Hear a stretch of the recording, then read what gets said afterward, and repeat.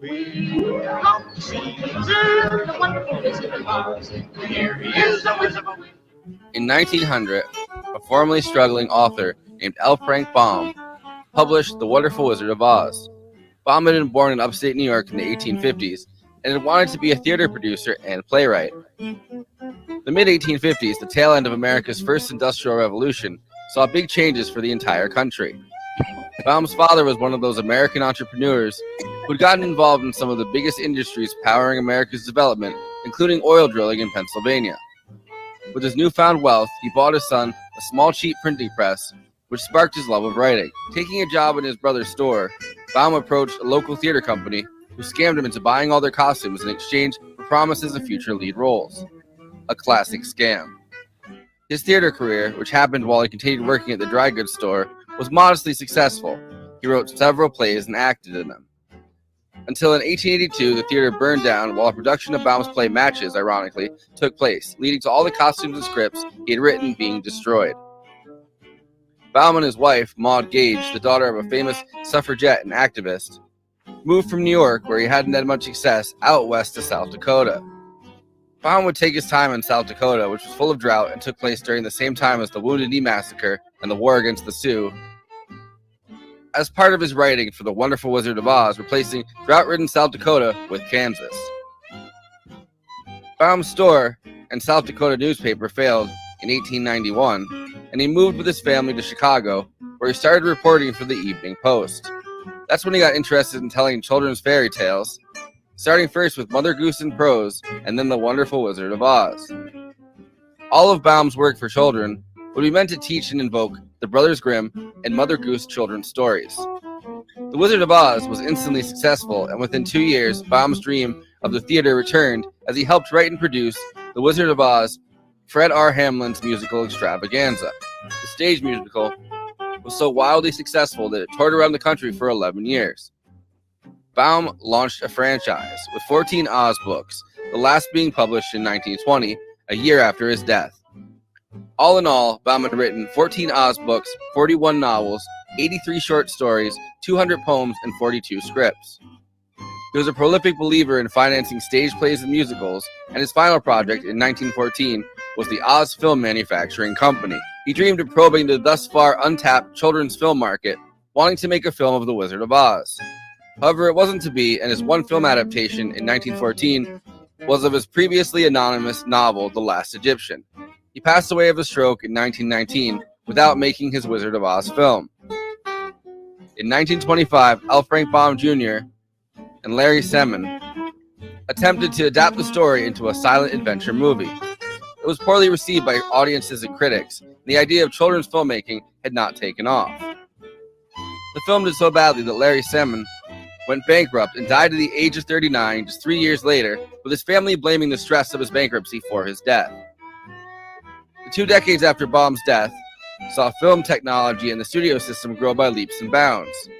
Unlike the two-color system, which recorded the film on one strip of black and white negative, this new camera ran 3 black and white negatives simultaneously, and that is why it is known as 3-strip Technicolor. The magazine on top of the camera, which is that part that looks like the Mickey Mouse ears, was triple the width of a normal black and white camera because it contained each roll of negative to capture your red, green, and blue records. Contrary to popular belief, The Wizard of Oz is not the first color film ever made.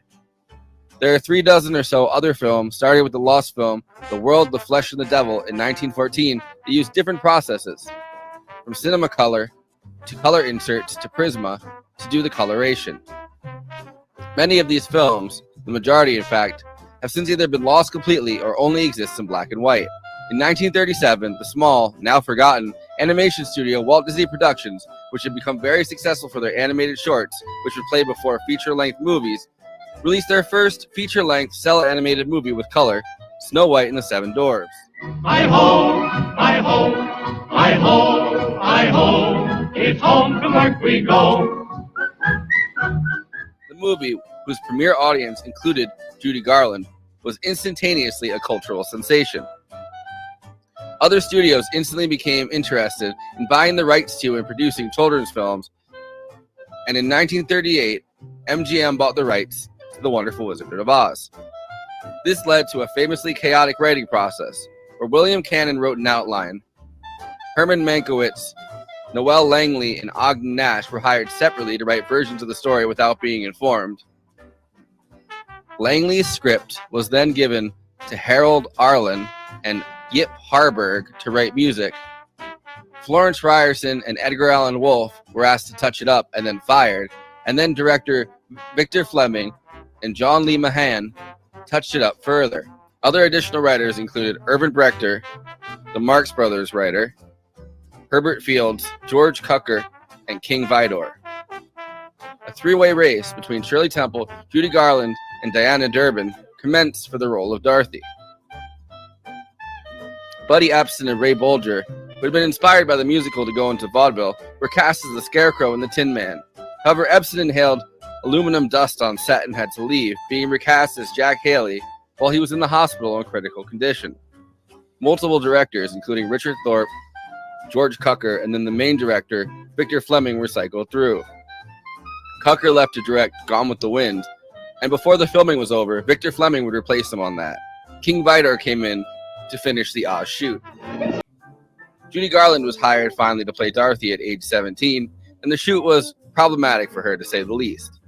She was given Benzedrine tablets and other medications, uppers and downers, which would end up becoming a lifelong issue and eventually killing her. She was abused both physically on set and sexually during the shoot. For everyone of the main cast, from Bert Lear as the Lion, Ray Bolger, Jack Haley, and Margaret Hamilton as the Wicked Witch, The Wizard of Oz would end up leading to a lifelong fame and recognition as these characters. Asbestos makes witches burning broomstick. Margaret Hamlin, who was the Wicked Witch, was the sweetest of the whole bunch, you know. She was just a great person. And she would visit with us and talk to us. Whenever she was not in makeup, she mingled with the munchkins and made it a specific point to distribute a personally autographed picture to each individual munchkin on the set. The munchkins were hard to cast. A nationwide talent search netted 100 little people who would get paid $125 a week.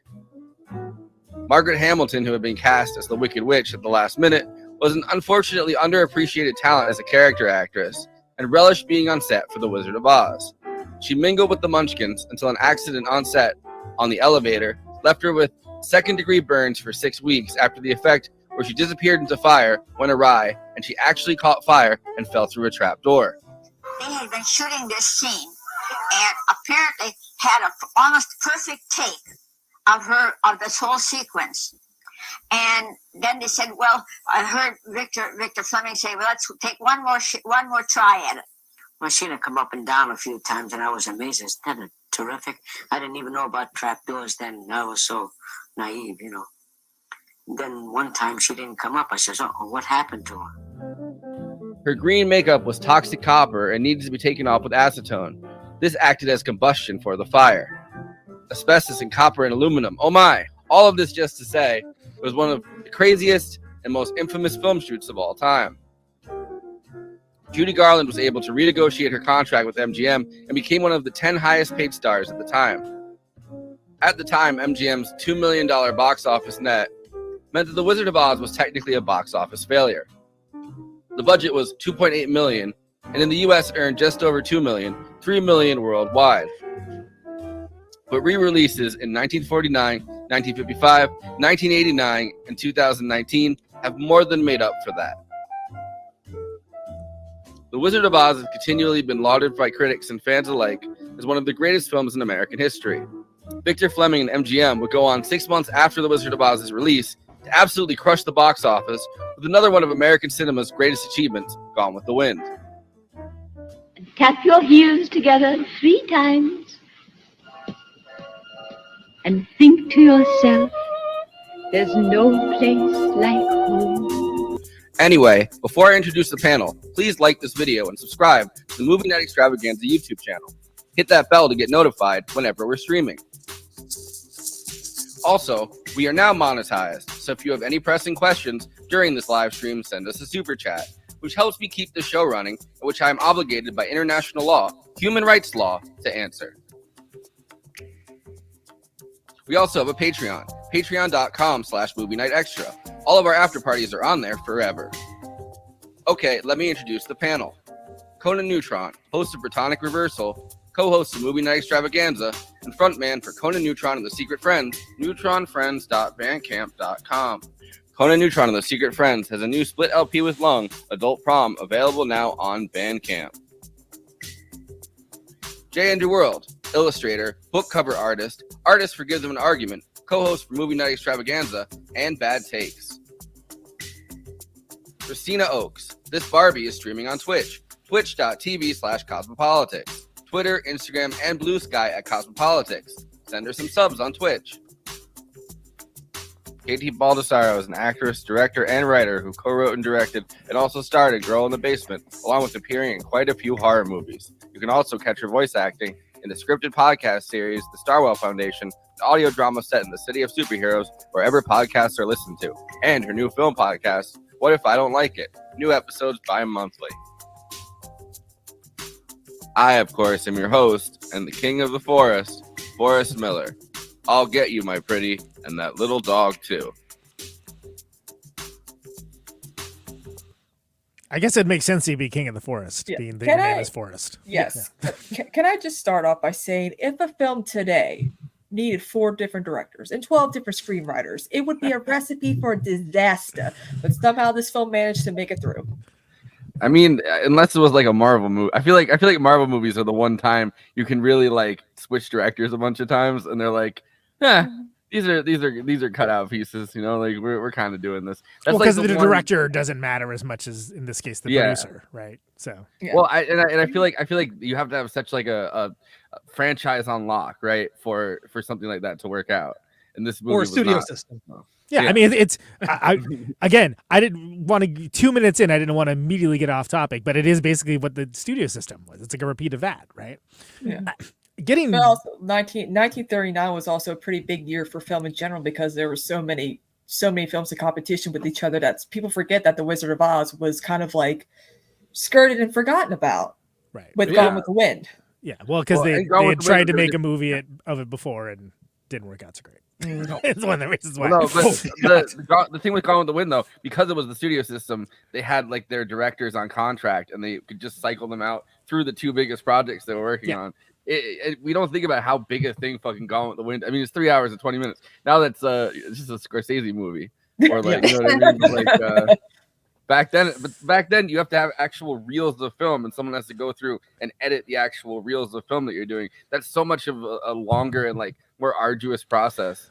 But there still were plenty of long movies. Look, I mean, that's a fascinating topic that I would love to get into, but I also like to talk about this movie because it's an all-time classic as far as I'm concerned. And one thing I didn't notice and if you followed the promotion for this, you've certainly noticed it, but somebody on the panel, dressed in excellent witch cosplay, I might add, has never seen this film sitting down all the way through an attentive watch, looking at it, coming up with the framework of an adult who was, fully formed human being, but has never seen it, ultimately. How? I really thought I saw a lot more of it than I actually, it just kept going. And I was like, who the fuck's this guy? Why have I never heard this song? I also didn't know it was a musical. That was a fun thing to find out. Yeah. Yeah, there's some wild, songs that you're like, oh, yeah, I think I, vaguely familiar with this one. Yeah, right, of course. Oh, I remember that when Margaret Thatcher died. The OEO part too afterwards. The OEO part was something I recognized but didn't know was from this. Yeah, that's when I was watching Carnival of Souls, my husband freaked out because there's a clip from a Thrill Kill Cult song that, get me some girl who's off her rocker. And he's like, I've heard that a million times. Sure. Yeah. It's referenced a lot in throughout history. Well, and there is, considering this is not, it's interesting because we are talking about films that were very long, and there's a lot of D.W. Griffith's film, Intolerance, Jesus Christ, it's so I'm still watching it, you know what I mean? But there's a lot of story here that they get through in a pretty economical time period, meaning to say that it doesn't overstay its welcome. It's still you could take.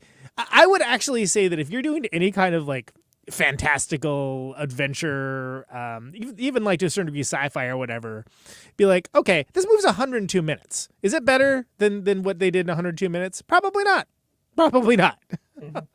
You know me, I'm from make it shorter. I did think when you guys told me to watch this in the first place, I was like, oh fuck, is it like 2.5 hours long or something? No. So yeah, it moves right along. Like you don't even spend that much time in Kansas, frankly. No.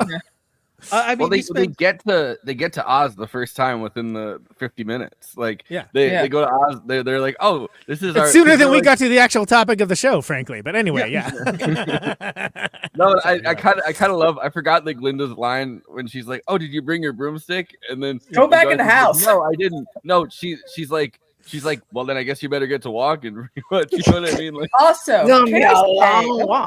can I go on a tangent about her real quick? Glinda's the real villain. She put a target on an innocent little girl's back because her former friend, turned nemesis, just wanted something of her sisters who had just gotten a house dropped on her. She just wanted ruby slippers because she's like, I made them ruby so my sister could walk, sort of thing. Because in the books, they're silver. But because of Technicolor reasons, they're like, why don't we make the slippers ruby so they would really stand out? And if you guys know this, I don't know if you guys do. Just like how in 2001 was a pyramid, not like a monolith, because it didn't film well. All right. They had to be careful with the lighting and the camera angles of the Tin Man and the ruby slippers because they didn't want the glare. It would have been too bright. And they didn't want to J.J. Abrams it up? No.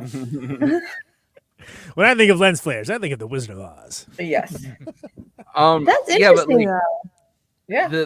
The whole thing with the slippers, also, at least in the books, is that they're like highly powerful magical shoes. But the thing that makes Glinda really the villain, she does not fucking tell her how to use the shoes, what the shoes do, nothing about the shoes. She's just like, well, I guess she just has these cool shoes on and they're cool. And Dorothy's like, thanks. And you have to go murder some people.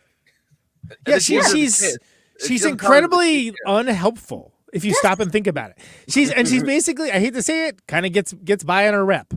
You know? Oh yeah, she's the hot one. She's the nice one. Oh, when is she nice? When does that happen? Because she could have. This movie could have been a lot shorter.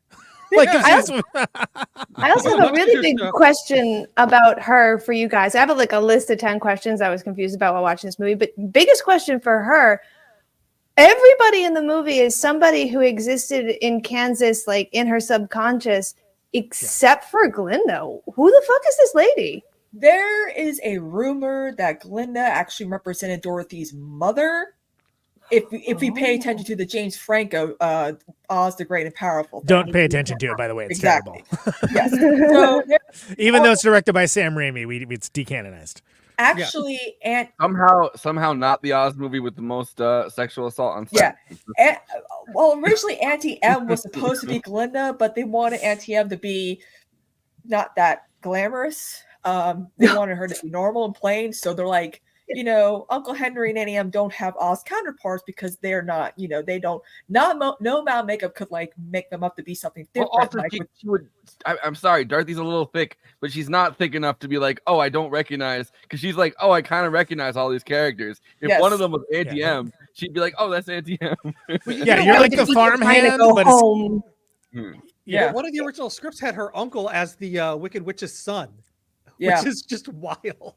Yeah, because it's like I think at 12 screenwriters. Because think about the actual analogs, right? Okay, so she meets the dude who's the wizard, and like, I just met this guy. I'm not going to be able to pick him out. Professor Marvel, con artist.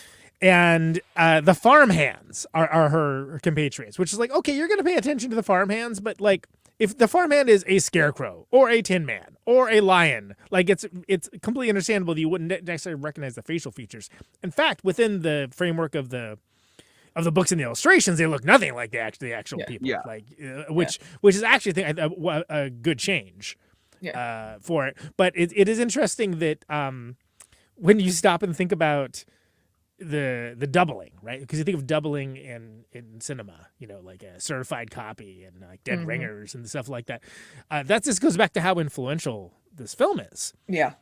Because that's one of the things that you started here, really, and that, again, going back to like the shots, like the black and white of Kansas, and she opens the door and it's like this bright Technicolor. I mean, that's like one of the great moments in cinema. Yeah, flat out. Yeah. Probably the first greatest moment in cinema. And so what I think is notable, and again, we're just, it's like the bell just rang and we're boop boop coming out the box, like getting at all these points. What I want to know, host of What If I Don't Like It, KT, is did you like it? Did you enjoy it? Wouldn't it be hilarious if it came on dressed like one of the characters to just roast the shit out of the movie? I don't know what your commitment to the bit is. I mean, that would be pretty. That would be kind of wicked of you to do. Yeah. No, I thought it was a piece of shit movie. I don't know why people think. No, I thought I had different levels on it because it definitely hit me on a level that I don't think it would hit kids on. Like the whole rumination, like it's an imposter syndrome thing. And as an actor or as anybody who's a creative, you constantly have this like, am I doing it right? I think I need X. I need what that other person has. And like nobody can give it to you. And if they give it to you, they're just going to give you this shitty fake version of it. Here's a little heart. So it's got to come from you. And I think that's a really resounding message for adults. So I can understand why this is such a well-received movie. One caveat though, fucking hated the munchkin scene. Like, really? Good God, no. Like I tried to take my body cavity and go inside it like a tauntaun. I hated that so much. I met some of the munchkins when I was really, really young. There was this place in Augusta, Georgia, where it was like a science place or something like that, and they had these like little conventions. And I think the lollipop kid, the one, I think his name is Jerry, who gives the lollipop to Judy Garland, was still alive. And if in the coroner and a few other ones were still alive, and so they did like a little thing with like a little like Q&A, but then a lot of kids got to hang out with them, so I got to meet some of the munchkins, and I was like, I remember being younger, like, you guys look so different now. So I thought they were like little babies. I actually thought they were all like some of them were children. They made them look like babies. Yeah, some of them. I mean, like the lollipop guild always like creeped me out as a kid. Well, and they use the makeup's kind of weird, and the costumes, like it's so like they first of all they're strapped. They got guns. Like anyone notice the fact that they have guns? Like they're all from carnivals and free. That's where why aren't they shooting the witch then? Yeah, well, they have guns. Maybe they don't have ammo. Maybe it's just ornamental, right? It's like wait, a house can kill a witch. Why aren't we shooting the bitch? But they have a coroner. There's a munchkin coroner. Hold on, there's a munchkin coroner. Let me make my goddamn point. There's a munchkin coroner. Munchkin coroner, people. Like, so clearly there's death. Coroner. Yes. There's got to be, right? So anyway, go ahead. I just wanted to get that out there. I mean, it's important. I hate watching this through a lens of reading the Wicked novels because it's technically the Wicked Witch of the East ruled Munchkin Land. That's why they were so terrified of her and so happy. Like, I'm like, because a lot of people are like, well, why did he celebrate she's dead? What was her significance? And I'm like, oh my God, guys, just like have some fun, have some imagination. Yeah. Well, no, they say it. They say that we're no longer enslaved.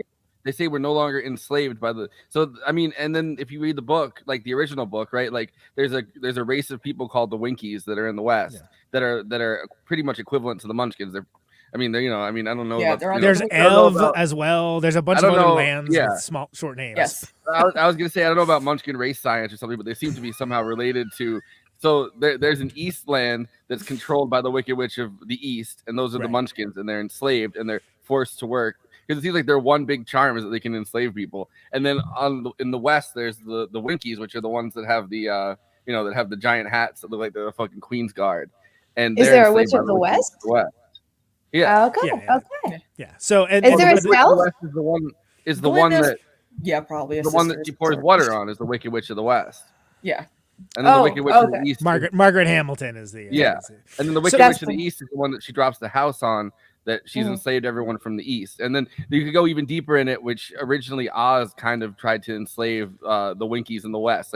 And the Wicked Witch of the West drove Oz with the flying monkeys out of the West, which is why Oz wants her dead so badly, so he can go back and reinvade the West. But here's something that's important to hold on. Here's something that's important to remember. All of this spin-off media, a lot of it's really good. I love the books and everything, but I think it's important to engage with this film with what it is, which is the cinema known as masterpiece. Well, you don't need to, and in some cases, it actually almost takes away from the magic of the movie that you just don't know these things. And this goes back to what we're talking about. It's when we talk about Escape from New York, right? It was like, oh, that's Snake Plissken. Everyone knows Snake Plissken. He's a badass. Yeah. What? I don't. Where did we see that? Well, because you don't have to see it. Like, it's known within the world of what's happening. And again, that's one of the reasons why this works. Well under 2 hours as a great film. Now, if you're interested, and if you're a historian, as an Oz scholar, yeah, I mean, you can go to Wicked, you can get into Return to Oz, which is actually pretty good, and a melange of like 2 books. Mm-hmm. There's comic books, there's freaking TV series, multiple ones. Like, there's so many of varying degrees of quality, I might say, but none of that has hit as hard. What I was explaining was just the original. I was explaining just the original Wonderful Wizard of Oz book. And so I think what's notable is that Dorothy doesn't know all that crap. Yeah. She just landed. She's got it in town, man. But Glenda's like, you're the one that can help us, do something about my ex-friend over here who, the Wiz. By the way, my God. We're gonna ease on down the road. I've been trying to forget the Wiz, frankly. George Schumacher wrote the script of that one. Of course you want to forget it. It's the wrong director, right? I love him, but it's the wrong director. Yeah. Okay. I was going to say, the reason I didn't like the Munchkin scenes is it's creepy, but also like the points in the movie where it gets incredibly cutesy, I just didn't dig that. I just didn't. It was a good movie outside of that, and then when they're like, I mean, they did a lot of almost Beastie Boys level forced rhyme, which I guess I can enjoy on that level, but like, these Munchkins are spitting. We're spitting, It was the coroner really was spitting. Like, you know what I mean? He had all kinds of death. He had all kinds of death rhymes that he could throw out there. I mean, apparently, he's got a lot of time to ply his trade because there's not much going on. I want to see him in 9 Mile now. Can't believe no one ever made a CSA Oz parody with that corner in the film. Yeah, that's a parody I'd watch. Yeah. Wouldn't that be 4 Mile? There's a Wouldn't that be 4 Mile because he's half the size of a? Yeah. All right, we get it. He's short. 4.5. Yeah, 4.5. Get it right. By the way, the Munchkins, the book Munchkins, right? Like the little people in this movie are kind of a creation of of MGM and like this whole thing. In the book, they're not necessarily described as little. They're described as like the size maybe of like a little girl, maybe a little taller, maybe. So it's like 4'11". They're not. Yeah. We're talking a halfling kind of area. So they went on this nationwide search for 100 little people, and I watched this documentary, or at least some of this documentary, where I guess 8 of the Munchkins outlived all the primary cast members. Yes, like they were the last they did. People from the Wizard of Oz left. Yeah, the pretty much the monkey was the last one alive, though. The guy Pat Walsh.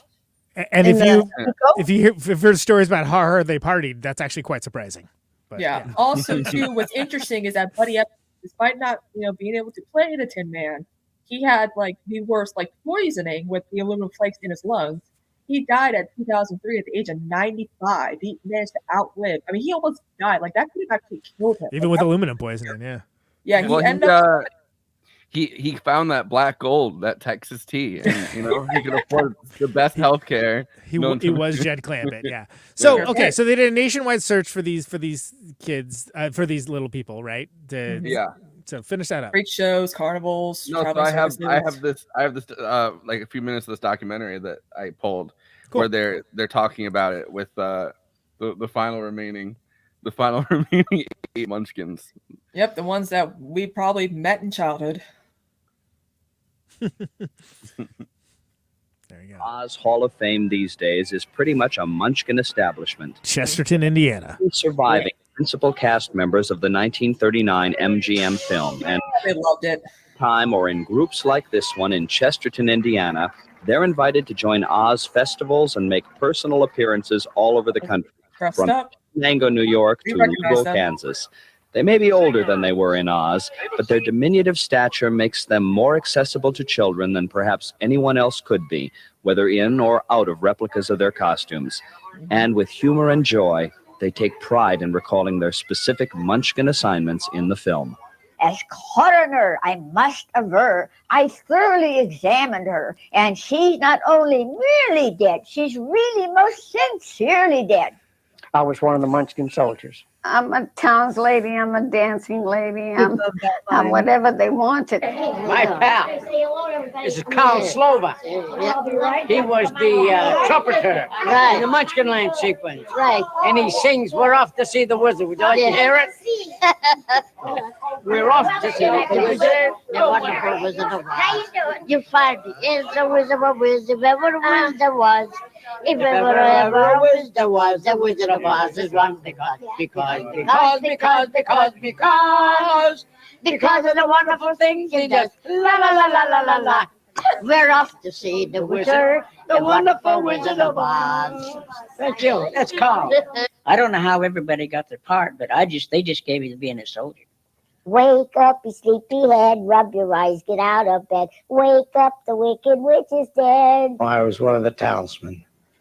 We represent the Lollipop Guild, the Lollipop Guild, the Lollipop Guild. And in the name of the Lollipop Guild, we wish to welcome you to Munchkin Land. So that's what I did, and that's what was remembered by everybody rather than anything else. It was author L. Frank Baum who started all of this with his book, The Wonderful Wizard of Oz, back in 1900.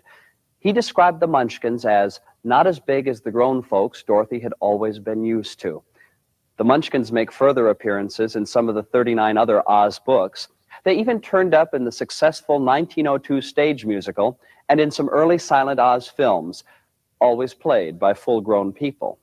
It wasn't until MGM decided to film The Wizard of Oz in 1938 that the call went out for real little people to fill the parts. There were at that time many hypopituitary dwarfs, perfectly scaled-down miniature people, active in show business. MGM contracted impresario Leo Singer, whose singer midgets were theatrically well known. He, in turn, subcontracted other vaudeville troupes, traveled the country, and spread the word that MGM needed little people for Oz. Some of those who answered the call were performing veterans. Some were new to the entertainment world. Most were required to sign with Singer for the privilege of working in the picture. And almost all of them had one thing in common. I never heard about Wizard of Oz. No, I wasn't aware of the Wizard of Oz books or Frank Baum or anybody, you know. Never heard of the Wizard of Oz, never heard of the Oz books. And believe me, I didn't know what a munchkin was. But I do know now. The first inkling of the Wizard of Oz was I got a letter in the mail with a train ticket. It says, come to California to make a movie. Our so-called midget grapevine, the word came around the country that MGM was going to make a movie in which they would need a lot of little people. A gentleman came out to the house or called me or something, I remember, and come and got me and took me down there. And I never saw him after that, but he must have got some kind of a deal because they accepted me. The agent called me. The picture was going on, and the agent called me, and he said, Mr. Singer's here. He would like to know if you'd like to be in the picture. And I was so happy. I was thrilled. I get a letter from this agent, Thelma Weiss, and asking if I'd like to come be in The Wizard of Oz. And I thought, wow. They did an act called 3 Steps in 1/2. And we were playing the Bond Hotel in Hartford, Connecticut. I think it was Hartford, yes. And this gentleman seen me from the audience, and he came backstage after the show and said, say, you know, we're going to make a movie. We need about 5 little guys that can really sing and dance. And I know you can sing and dance because I seen the act. So he said, would you mind? I said, I'd be happy to. So 3 months later, believe it or not, there was a contract from Lowe's Incorporated. MGM began principal photography of Oz in October 1938. Love it. My favorite thing about Oz are the false stories that Judy Garland would tell. Like she's like, oh, they were all drunks. You know, one asked me out for a date. Like a lot of people wondered if her stories were true. They weren't, because she kind of had to make up this facade about her time doing Wizard of Oz because it probably wasn't the best. So she had to make up false stories about, things that would happen on set. How one time a munchkin asked her out, but her mom wouldn't let her. How she would get shoved out by the guys during the little skip to the other. I mean, She was on a lot of drugs. Its memory could be kind of sooner. Yeah. So real quick, hold on. So the Judy Garland part of that isn't true. Those little people partied though. They partied hard. Yeah. They were not involving like a woman not of age in their partying. Though, yes, a lot of people think that happened. I'm like, no. And the other thing too is like this is the first time they actually found people that were like themselves. One of the reasons why they wanted to celebrate. Sure. Yeah. And so like all of a sudden there's this new community that they never had. And they're all posted up at the same hotel. Yep. And I'd love to see that movie, honestly. It'd be way better than Tiptoes, which I also want to see the movie part of the guy coming to each of their houses and being like, I'm putting together a team. Son of a bitch, I'm in. Kid. I seen your act. I know what you're up to. I need kids they can sing and dance, and I've seen you act, and it's gonna be great. Gonna be great. By the way, the actor that plays the cowardly lion during the beginning of the movie, one of the first things he says to Dorothy is, "Listen, kid." Yeah, no, absolutely. I did enjoy that. I immediately was taken there. Yeah. Although my favorite line from him was the one about saying to the pork, "I'm going to turn you into a dime bag," and I'm like, "Whoa!" I like smoked pork too, but I've never tried a dime bag before. Wasn't it a penny bag back then? I don't know. That was pretty good. I just can't believe Sam Cedar got to experience his son talking shit about him like that. I was like, wait, because he told us that one story about Bert Lahr's son being a theater critic, and I'm like, what? I'm like, he had kids that are still alive? Like Bert, like what's interesting to me about Bert Lahr or any of the actors is that they perfectly were like, of course, Ray Bolger was originally the Tin Man, but he's like, no, I move more limply like a scarecrow. And Bert Lahr had severe anxiety. Like he was so anxious. It's like he was perfectly cast as the Cowardly Lion because he felt like he almost, in a way, this role helped him overcome this anxiety because of what he had to go through, like with the costume, wearing actual lion skin and lion's fur. So if anyone else could have played these roles, I don't think the movie would not have been a success.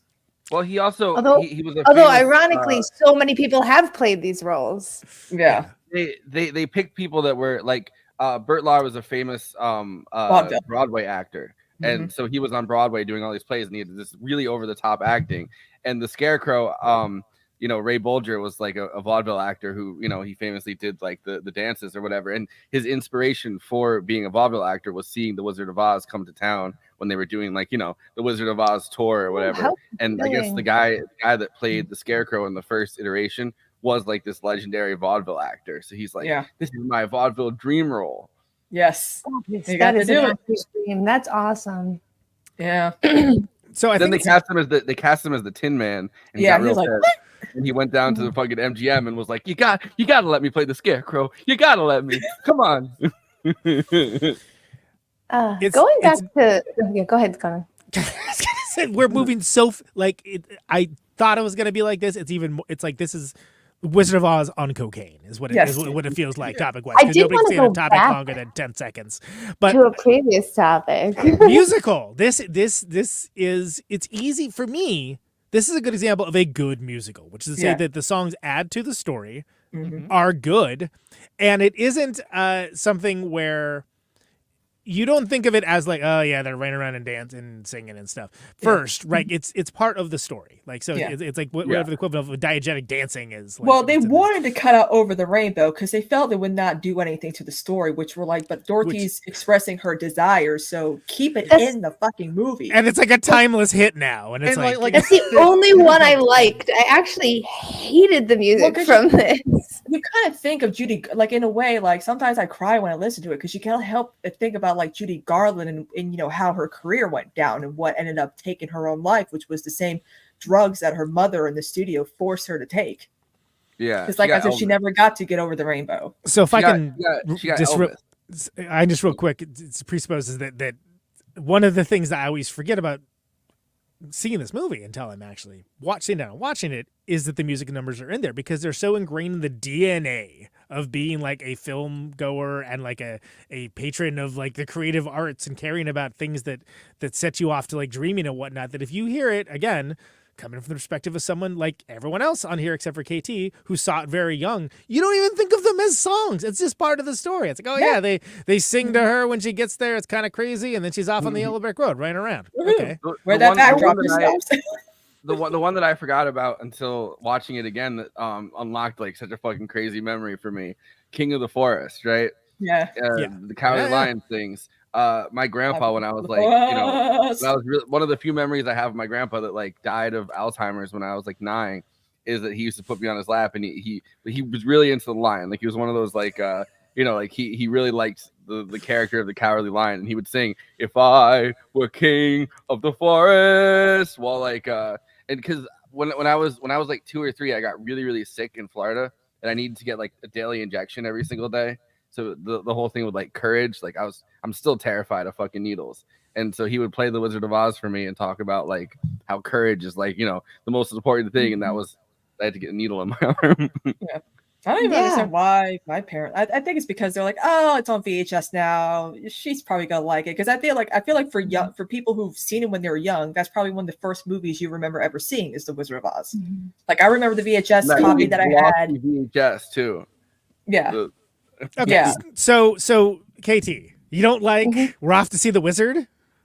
That because that's one of the songs. You don't. Okay. No, see, right. I think the situation here is that like, no, I don't have the whimsy for that. Yeah. But also like, I grew up with parents that were like very, very anti-children and very, very anti-children stories, and they taught me at a young age that like that's garbage, that's below you. So my body kind of clenches up when I experience things that are very much for children.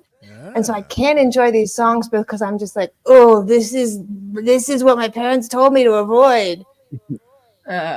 Well, if there's one thing that would have made the movie interesting, like song-wise, because you can get the soundtrack on Spotify or whatever, there is a reprise of Over the Rainbow where she's basically actually sobbing during the whole thing. And when they did early test screenings, a lot of people were too emotional to even watch that scene. Like she's in the witch's castle singing it and crying, and I'm like, oh my god, I cried too. But like they're like, nah, this is too much. It's sad for a little girl to be crying. I don't like Over the Rainbow anymore. I want to go back. Exactly. I want to go back to the Brown Place.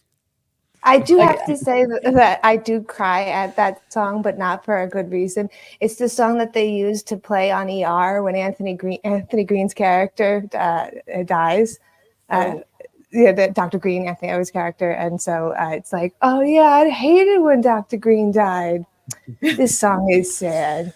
Okay, so a couple things. First of all, it didn't make it into the movie, and we are glad for it. But there was a Jitterbug theme song to go along with the Jitterbug craze of the time. All right, okay, I almost got it out, but go ahead. You can find that on it's on Spotify and Apple Music. They recorded it and they just got rid of it. Which is sort of right, Conan. Not great. It's not great, folks. But for me, and again, I've never been someone, hey, I'm a fan of children's music. No, not at all. But I'm also saying that like follow the Yellow Brick Road. I know you heard my records, huh? Follow the Yellow Brick Road is for me like it's perfectly endemic of usage of like it's furthering the story, it's moving things along, it's doing so in a way that like it's like what, a minute and change, that's enough, and these like 4-minute numbers. Yeah. I also have a migraine condition that is triggered by high-pitched noises. So like this musical, like it's only a minute for you guys, but I'm a little bit like, oh god, do I have to take my Topamax to watch this? Well, I think the Lion song is like the longest one, right? It's like 4 minutes. Actually, that was I will say there's one was Rainbow, and the second one I liked the most, but on the low bar because the other ones were so bad. It was the King of the Forest one. And I think it was partially because I had talked to Forrest already and he told me that endearing story. Yeah. So as I was listening to it, I was imagining Forrest as a child being comforted by his grandfather. And I was like, ooh, borrowed nostalgia. There you go. Does baby Forrest in your mind's eye have hair? Yeah, it was lovely. Damn. That's cold-blooded. What's also fascinating I had like 10 good hair years, but like he's like 9 and balding. Yeah, I don't know. He basically look like Charlie Brown. It's fine. Yeah. So, can we talk about the fact that even though George Cukor, that's his name, was not on set for very long, and Conan could attest to this, George Cukor probably made, even though he was there for like 3 days, he probably made the most impact of how the rest of the film turned out, because he changed up Judy Garland's look. He reminded her that she's just a girl from Kansas. She can't be portraying like she's some like little starlet. She has to remember that, you know, she just goes along with these people and these characters in this land. And he basically is a female director, so he was probably able to like just sit Judy Garland down, like, look, Judy, you know, this, you're not playing some, you know, little starlet. You're not Deanna Durbin or Lana Turner. You are this girl from Kansas, and you're not going to be surprised by what you see in this land. So just remember that. And, you know, he took away the makeup and he took away the blonde wig. And so George Cukor, even though he was there for like 3 days, he probably made the most impact of how the rest of the film turned out, despite who was directing it after him. Well, because it doesn't a blonde wig. I'm sorry, that sounds ridiculous. Oh yeah, long curly blonde wig. No, I was just gonna say it doesn't work if she's. It's insane. It doesn't work if she's glamorous. She has to be open-hearted and plain. That's what the character is. And in 100%. Fact, like the source material, she's usually even younger. So she was like pushing it a little bit, and that's actually one of the things that, you know, as far as its influence in other media and throughout other films and whatnot, is it is kind of pushing that, like, well, she's, you know, clearly past puberty, you know, she's a beautiful young lady, and it's kind of like right on that edge of like, okay, she's kind of ingenue-esque as well. So therefore, if she had glammed up, like, it's a different movie, and I think it's a less important one. If I remember correctly, that's the blonde wig. yeah. And if I remember correctly, this could still not be completely true, but I think the idea for Shirley Temple was they were going to do a switch between studios. They were like, okay, MGM was going to get Shirley Temple for Dorothy, and I think another studio was going to get Jean Harlow and Clark Gable for a film, but that never happened because Jean Harlow ended up getting into that. She ended up dying, and then they found out that, you know, this Judy Garland, you know, she's a better singer than Shirley Temple, so she probably would be a better fit for this role anyway. Yeah. Well, the other thing with Shirley Temple is she was just so young.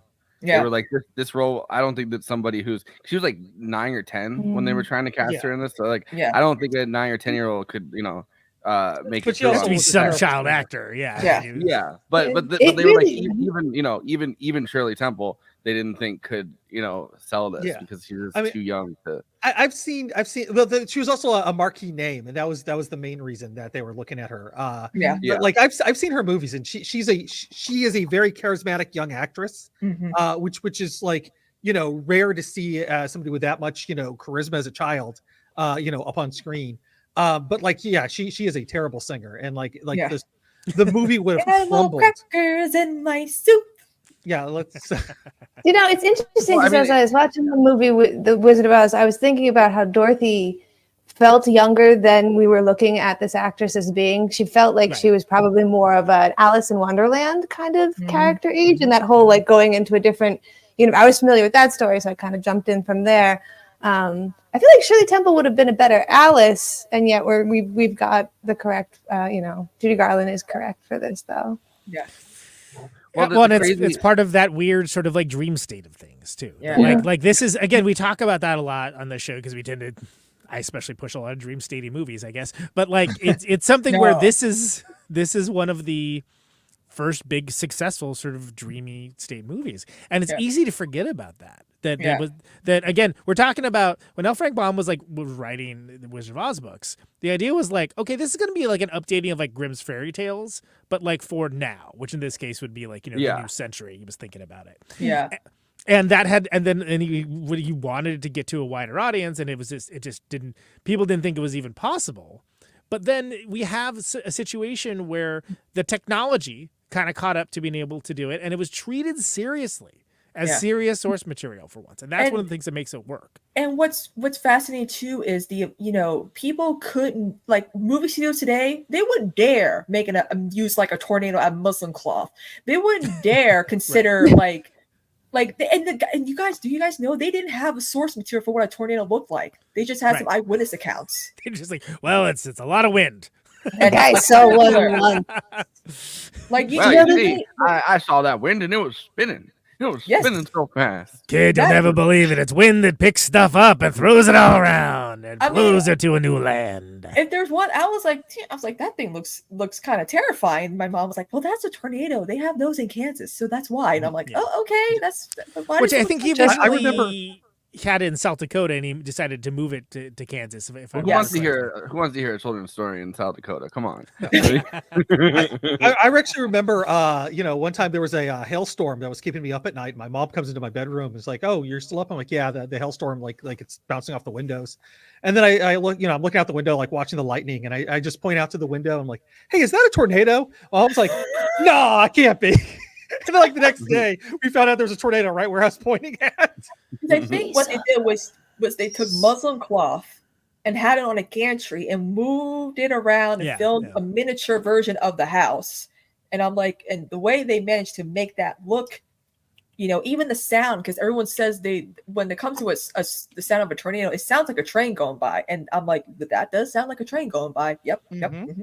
Well, then you have the small musical cues, like the dun dun dun dun dun dun dun dun dun, which is sort of like how many times has that been homaged and reused. Oh my God. It's almost like Jeopardy music. Like you can just hear it and know what it means.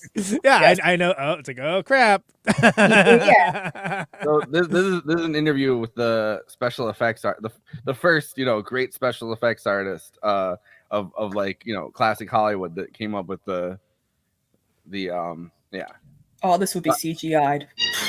I think by the way, if I'm not mistaken, it's this whole documentary is narrated by Angela Lansbury, which is kind of yes, cool. I think I had that too. Oh, wow. Okay. He's known as Leo the Lion's best friend. A. Arnold Gillespie, everyone calls him Buddy, is Hollywood's dean of special effects. And Oz presents him with his greatest challenge. Buddy? Gillespie drops a miniature farmhouse from the top of a soundstage. He shoots it in slow motion and later will reverse the film so the farmhouse appears to be falling into the camera. The floor of the soundstage is painted to look like a Kansas sky with some dry ice vapor for clouds. The most astonishing illusions often have the simplest explanations. And the tornado was one of the toughest, naturally, that we had faced. We didn't quite know what to do. But anyway, the tornado was finally resolved by building a funnel type of thing out of muslin, and we put the top part of the thing on a gantry that moved the full length of the stage, and the lower part of the tornado was went into a slope in the floor with a S sort of a path, and it progressed towards the camera with a dustpan with fuller's earth, which gave the cloud of dust at the bottom, and the tornado was about 30 some odd feet in length. It literally looks like a real tornado. From one standpoint of the work was that the hours were long and the time off from work was short. During this period, we had to have our dinner, sleep, and get back up again at 5 o'clock in the morning. We hardly ever arrived home earlier than 7:30 or 8. So you see what a short time we had. There's no recreation, none whatsoever. Judy, of course, being a girl, but she had to have her hair done every morning. She had to have it exactly the same way it was the day before. Composer Harold Arlen's home movies provide the only backstage glimpse of the stars of Oz, all of whom managed to keep their spirits up despite long hours, intense heat, and uncomfortable wardrobe and makeup. A lot of people ask me about the costumes. I had a rubber mask. And the only unfortunate thing about it was that it sort of closed the pores in my face. And when the lights got real hot and they ate up all the oxygen, I couldn't breathe. But the worst of all was Burt Lahr. His costume was 90 pounds. With a perfectly ridiculous kind of costume to put on a fellow like Burt Lahr, because Burt Lahr was a nervous type. Burt Lahr, he was always undoing the buttons. He always had gas on his stomach. He couldn't eat anything in his costume. It was literally true. He couldn't eat anything. He had gas, huh? Jack Haley recalls his miseries. I was doing a radio show. I had my own radio show. And staying up late with the writers. So I had to be on what they call a reclining board. And I would go to sleep as soon as I got on the reclining board. Yep. And Birdla said, that Haley can sleep on a beef hook.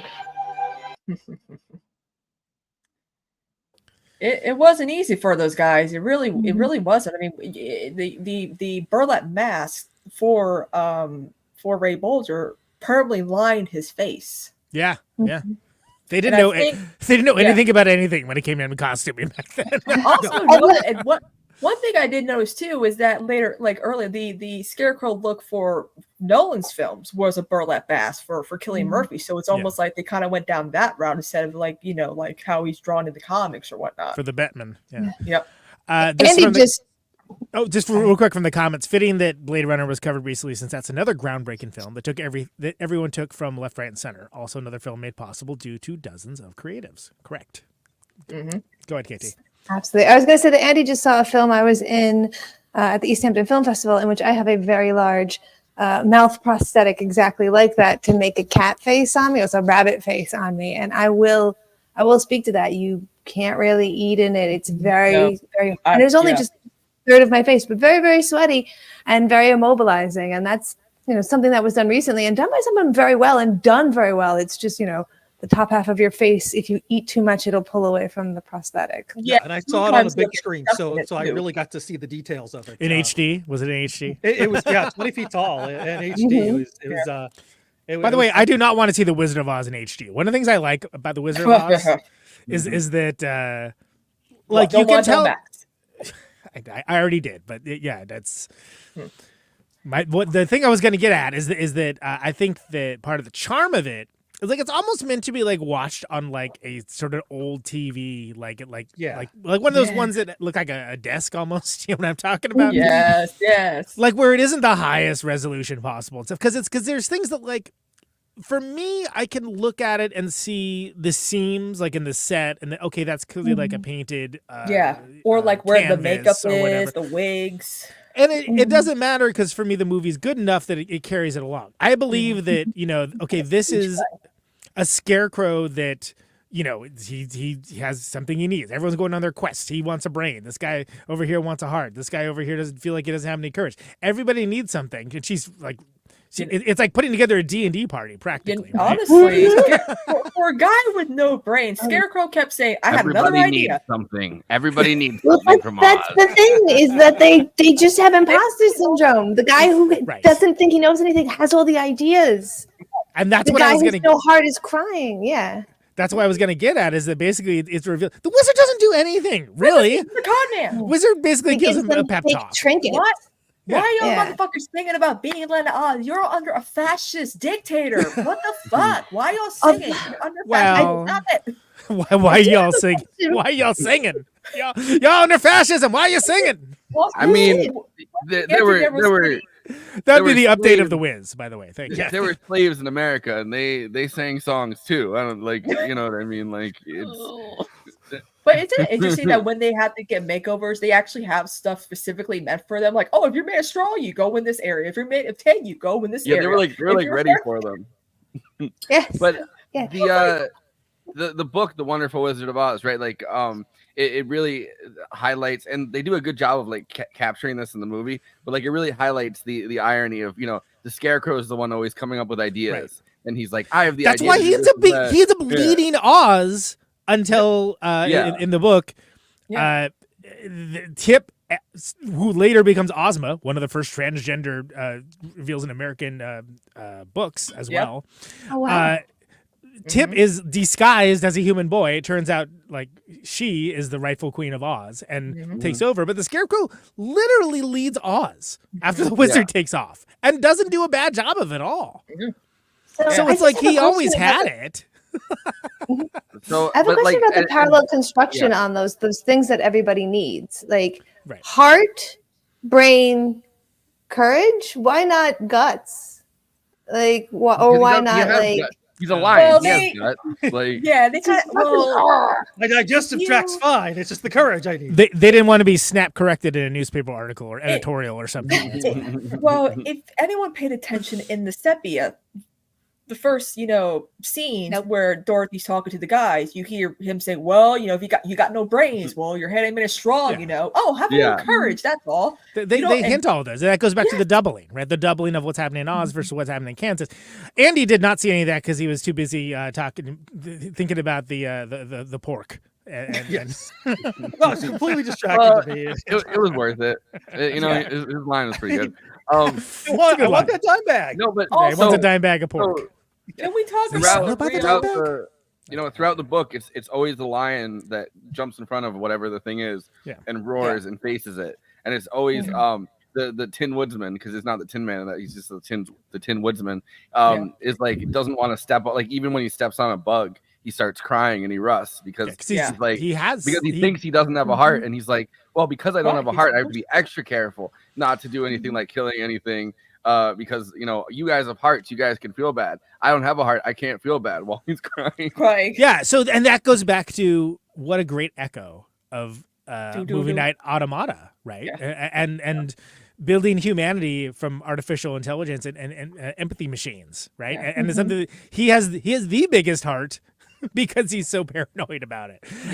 Also, within other media, and again, we're only talking about the movie, there's some serious violence that goes down, like in this world. But it's interesting that what I love is that most of that's hinted towards in the movie. It's hinted and usually not seen. Like it's just under the surface.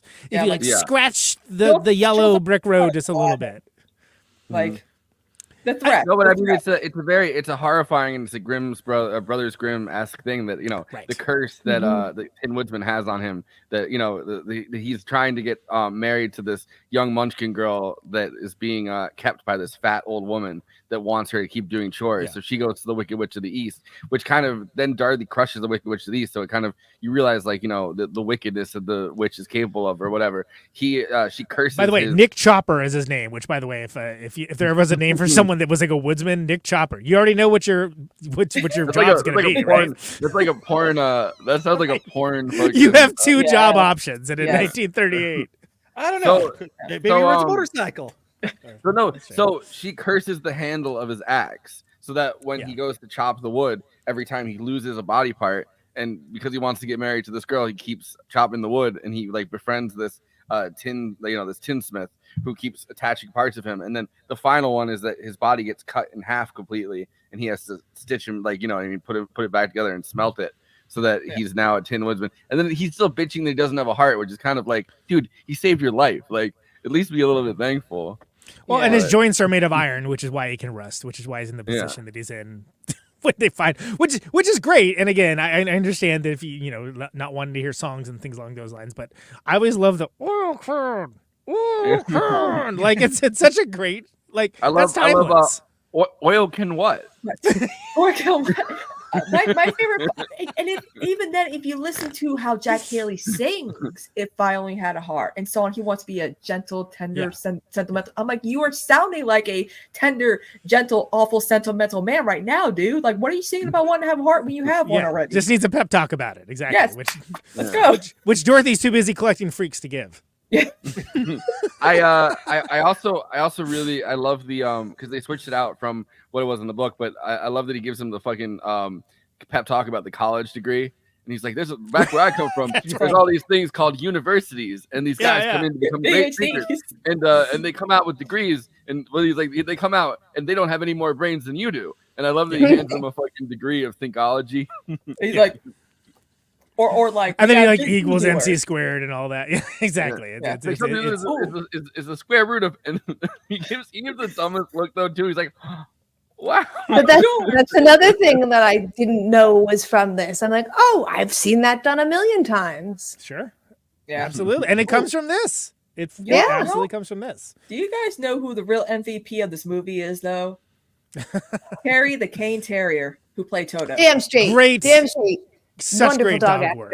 Yeah, especially it overcame anxiety to do that role. Yeah, and she got stepped on a Winky Soldier, believe it or not, during one of the castle scenes to recuperate Judy Garland's place. But Judy Garland wanted to have her and keep her, but her owner was like, no. But I think the cutest thing that I forgot about was when they tackle the soldiers and wear a disguise. Toto, she's like, I have a red pom pom in my mouth. I'm gonna blend it with the soldiers too. Yeah, that was the cutest thing. So cute. Well, and that's a great visual humor too. I mean, like with the lion's tail and stuff. Yeah, that's amazing. Like it's like, oh, I better hide that. But like that dog was that. I mean, she died in like 9. I'm surprised they didn't try to breed her because she died by 45. But she was really like in tune. Like she knew to get out of the basket. She knew to do this. She knew to do that. But she doesn't get Terry the Cane Terrier doesn't get enough credit for doing probably the best dog acting we've ever seen because most dogs these days are just CGI'd. Yeah, most of these dogs. We're doing the soundtrack to Dune. Dogs don't want to act anymore. You know, nobody wants. Not since Luke and Duke from Bad Boys. You gotta get the fucking CGI'd ones. Yeah. What did I actually saw a movie very recently that had a very good dog acting in, but I can't remember what it is right now. Quiz Lady, because it has Crosby King in it, the little tiny pug. He's a wonderful dog actor. I'm sorry, my dad knows all the real names of all dog actors. Our family is invested in it. That's our weird carnival trick. We don't like all these kids' stories, but we do love dog actors. Like dog actors work hard. She has her own like little monument of a grave in like the old West Hollywood like cemetery or something like that. So like I'm like, she is important, guys. Like people forget. I'm like, she knew to follow them. She knew when to stop. She was trained to stop, go, and sit. It was Anatomy of the Fall. There's a really good dog acting in Anatomy of the Fall. Something to look forward to. There you go. Mm-hmm. But also, too, the dog was exposed to asbestos, too. Remember that? Yeah. I mean, so first, so we need to, So first of all, they're in opium field. They're off to see the wizards. They're in an opium field. Let's not like just blast past that point, right? Okay, so they're in opium field. That was like completely astonishing to me. I had nobody mentions that. Let's shortcut through this opium field. Well, great, good idea. I didn't get that when I was a kid. Like I just thought. Oh, no shit, Poppy, really?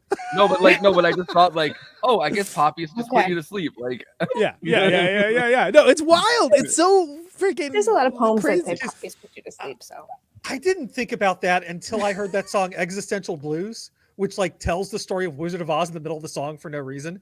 Yeah, it's just like this show. Yeah. But like they get to the part where the poppies and it's just like because the whole song's about drug references. It's just a wild song. It's like a rock and roll song. It's I don't even know what genre. The devil, it is. you say? Okay. It's because it's weird. I'm just having a laugh. Go ahead. Yeah. No, and like also gave me the phrase, "I'd rather have this bottle in front of me than a frontal lobotomy." But anyway. I thought that was a Tom Waitsism, but anyway, whatever. Snap, probably took it from him, but like it's just the songs are crazy. But I didn't realize. I got a frontal lobotomy. I mean, I didn't realize that the whole poppy drug thing until I heard that song in high school. This film set was not a safe one. Let's be real. Okay, so yeah, when it starts snowing, that's actually asbestos. Yeah, I mean, like is what we're doing. Margaret Hamilton's makeup was made of copper. Asbestos is probably a little safer than like heroin that would come out of Bobby Fields, but not by much. In the short term, maybe, but yeah. Mesothelioma? Come on. I've seen those. My God. If you've been exposed to asbestos, please call us and let us know that you have mesothelioma. You be entitled to compensation. So it's not just this I love how movie. they ask if you have died. It's a Wonderful Life. It's a Wonderful Life. There's another movie that does the snow trick. Came out that year too. No. Yeah. So it's like a common. Yeah. Most of the snow used up until when regulations were a thing in Hollywood, it was asbestos. The asbestos can be. That's so okay. After the asbestos part, though, it has what I feel like was one of the best musical cues, which I believe the song's called "Optimistic Voices," but that's the yes. Get out of the woods, out of the dark, get into the night. Like it's such a just like 1 inch further either way. That doesn't work. Like what is happening right now? But it's they just got off heroin and asbestos down there. Down there like. That's how it went down for me. I was like, what's this? It's this peppy little tune. By the way, it's another song in this movie that just tells you what's going on in the movie. I love this song. The song says the first line: "You're out of the woods." All right, so there you go. You're out of the dark. You're into the night. Step into the sun. Step into the light. It's like it's like what's happening on screen is being sung about by these like. Keep straight ahead to the most glorious place on the face of the earth or the sky. Hold on to your breath. Hold on to your heart. which the Tin Man can't do, unfortunately. March up to that gate and bid it open. Yeah. Like literally, like that's the next thing they do, right? They try to get in. Order, please knock. And also, Frank Morgan doesn't get enough credit for playing like 6 different dudes in this movie as well. Oh, yeah. Like people forget him. They're like, is that the same guy? I'm like, yeah, it is. Who rang that bell? Like, he also says my favorite line in the whole movie that I forgot about, where he's like, well, bust my buttons. Yeah. Well, you said you wanted to bring that back. Right? I mean, you didn't look down. You could look down and see the Ruby Slippery, you dumb fuck. But there's been so many characters in cinema that are that character, the gatekeeper character, right? Like, so look at something like Labyrinth or something along those lines. It's straight up from the Wizard of Oz. It's like, and you have to like say the right thing to like let them in. You know, like this Monty Python, the Holy Grail. Those are half the people on Twitter nowadays. Those gatekeepers. Exactly, we call them. That's like the Sphinx. You know, that's kind of going back to your D&D. You know. Yeah, absolutely. But again, can't emphasize enough. Like optimistic voices is sort of like there's a musical cue that literally tells you what's about to happen after asbestos rained on the primary characters and they get out of a poppy field. Yeah. And this is like a 2-minute section of the movie, I might add. Yeah. That's the only time Glinda actually helped, though. I'm like, I love how the witch is like, someone's always helping that girl. I'm like, who? No one really is. Exactly. Because you did something. So Glinda's got some real like chaotic neutral vibes. I know she's got the word good in her name, but she seems to just be having a shit ass time watching this kid faff about. Like she doesn't know the Wizard of Oz is a liar, and she sends her there. Like or doesn't care, which is worse. I think she's watching TV. Yeah, I think she's totally like Loki. I mean, you could have the theory that they both Glinda and Oz have a vested interest in seeing the Wicked Witch of the West die. Temporary allies. Yeah. So yeah, but good people don't have vested interests in like, people dying. No, wait. So it's like Russia and the United States versus Germany. Yeah. So they see this little girl come out of nowhere, and a house hits the Wicked Witch of the East. They're like, oh, we can actually make this girl do the thing that we need. Yeah, we need her to do. Yeah. Dorothy, the useful idiot. Yeah. And I think that speaks to Baum and how much he got scammed and stuff. Yeah, like he had all his characters scamming. Quite a bit. He was preyed upon for his optimism and belief in humanity often his entire life, and it's a horrible story. And he never got to see the success of this either. Yes. Yeah. I do love the fucking story that theater troupe in his like hometown was like, hey, we got lead roles, we got all these lead roles. You just have to pay for the costumes, and then he paid for the costumes and they dipped. That's like, just pay $500 for these headshots. I'll get you a part. Just buy these headshots.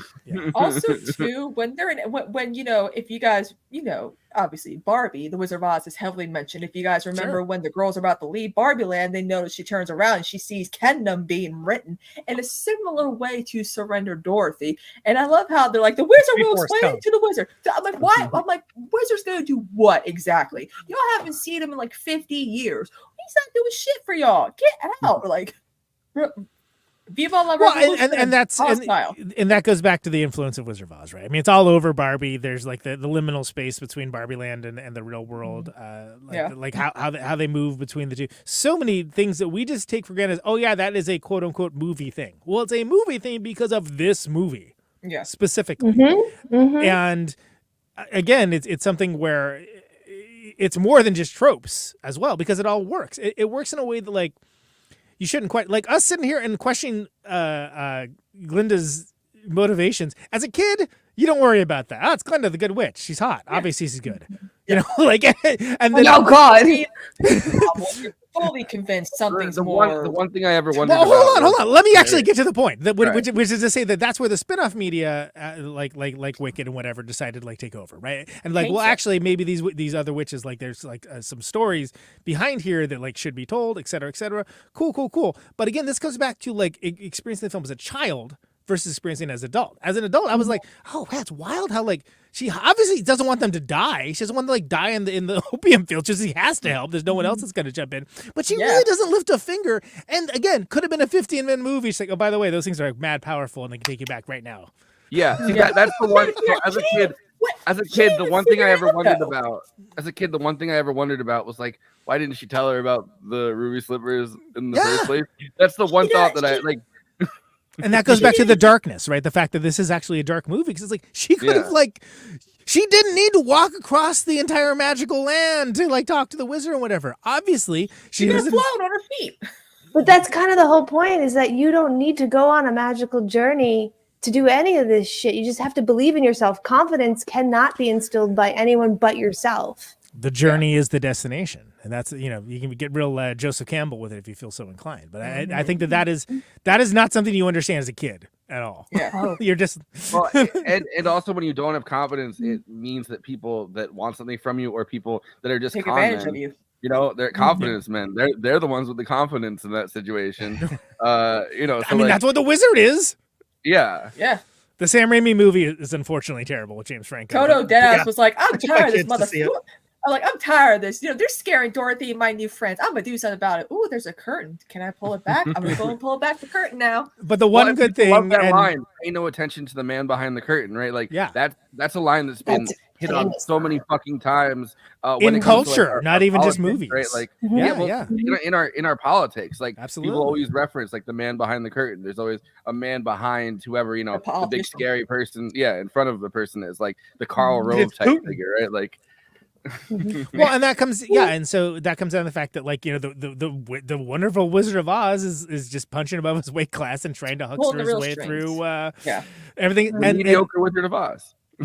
And again, I wish that the Franco movie had been good. It wasn't. It's terrible. Don't watch it. But like it is an interesting story because it is something where even in the book, you start off with being like, well, here's this guy, like he's clearly like, all right, he seems like he's just kind of like a fast talker to a certain degree, like doesn't actually have any power. But then you have like, well, look at the fact that this is a completely different culture.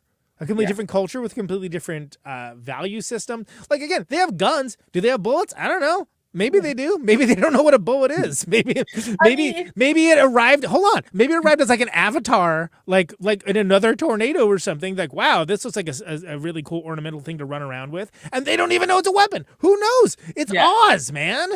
It's Oz stuff. If you remember in the beginning when she goes to see Professor Marvel, he takes her basket. He's like, "Close your eyes, dear." He takes the basket, takes out a photo of her and looks at the photo, and then he's like, "Oh, when it's crystal ball," he's like, "There's this woman with like, going through her stuff." Dress."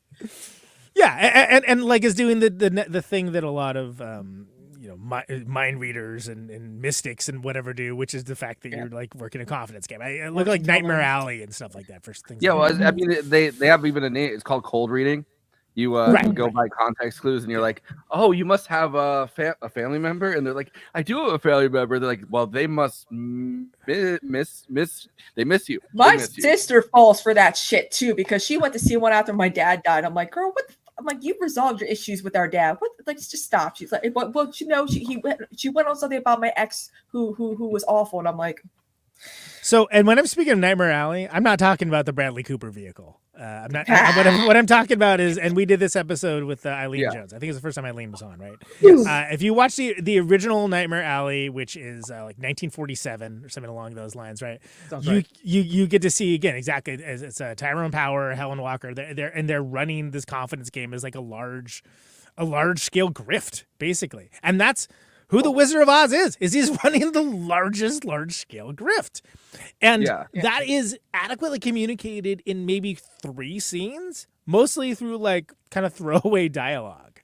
And how fantastic that it is so deeply ingrained in like world culture now of that. Yeah, the man behind the curtain. What is the man behind the curtain? Well, it's the actual dude. It's the actual dude doing the stuff who's maybe less impressive than the gigantic floating head that's telling you the thing with the lightning and the thunder. It's fascinating that in the world of Oz, at least seemingly, like the women are not running the confidence game, right? Like the women are witches and they're actually able to use magic. The men are not. So this is the society that only through this kind of illusory confidence game can like a man like Oz, rise to the top and be like, well, I'm an all-powerful wizard. That's why, I need to keep these bitches down that are outside of this castle right now. and I'll be the most powerful of all. Yeah, but I can hustling, only do basically. it. Yeah, and taking advantage of the fact, turning the downside of being an outsider into an upside. Which say, well, there's all these things you don't know about me, like how powerful I am and all these things that I can do. And like if you are coming from a dishonest place, and again, this goes back to L. Frank Baum and the fact that he was huckstered many, many, many, many times.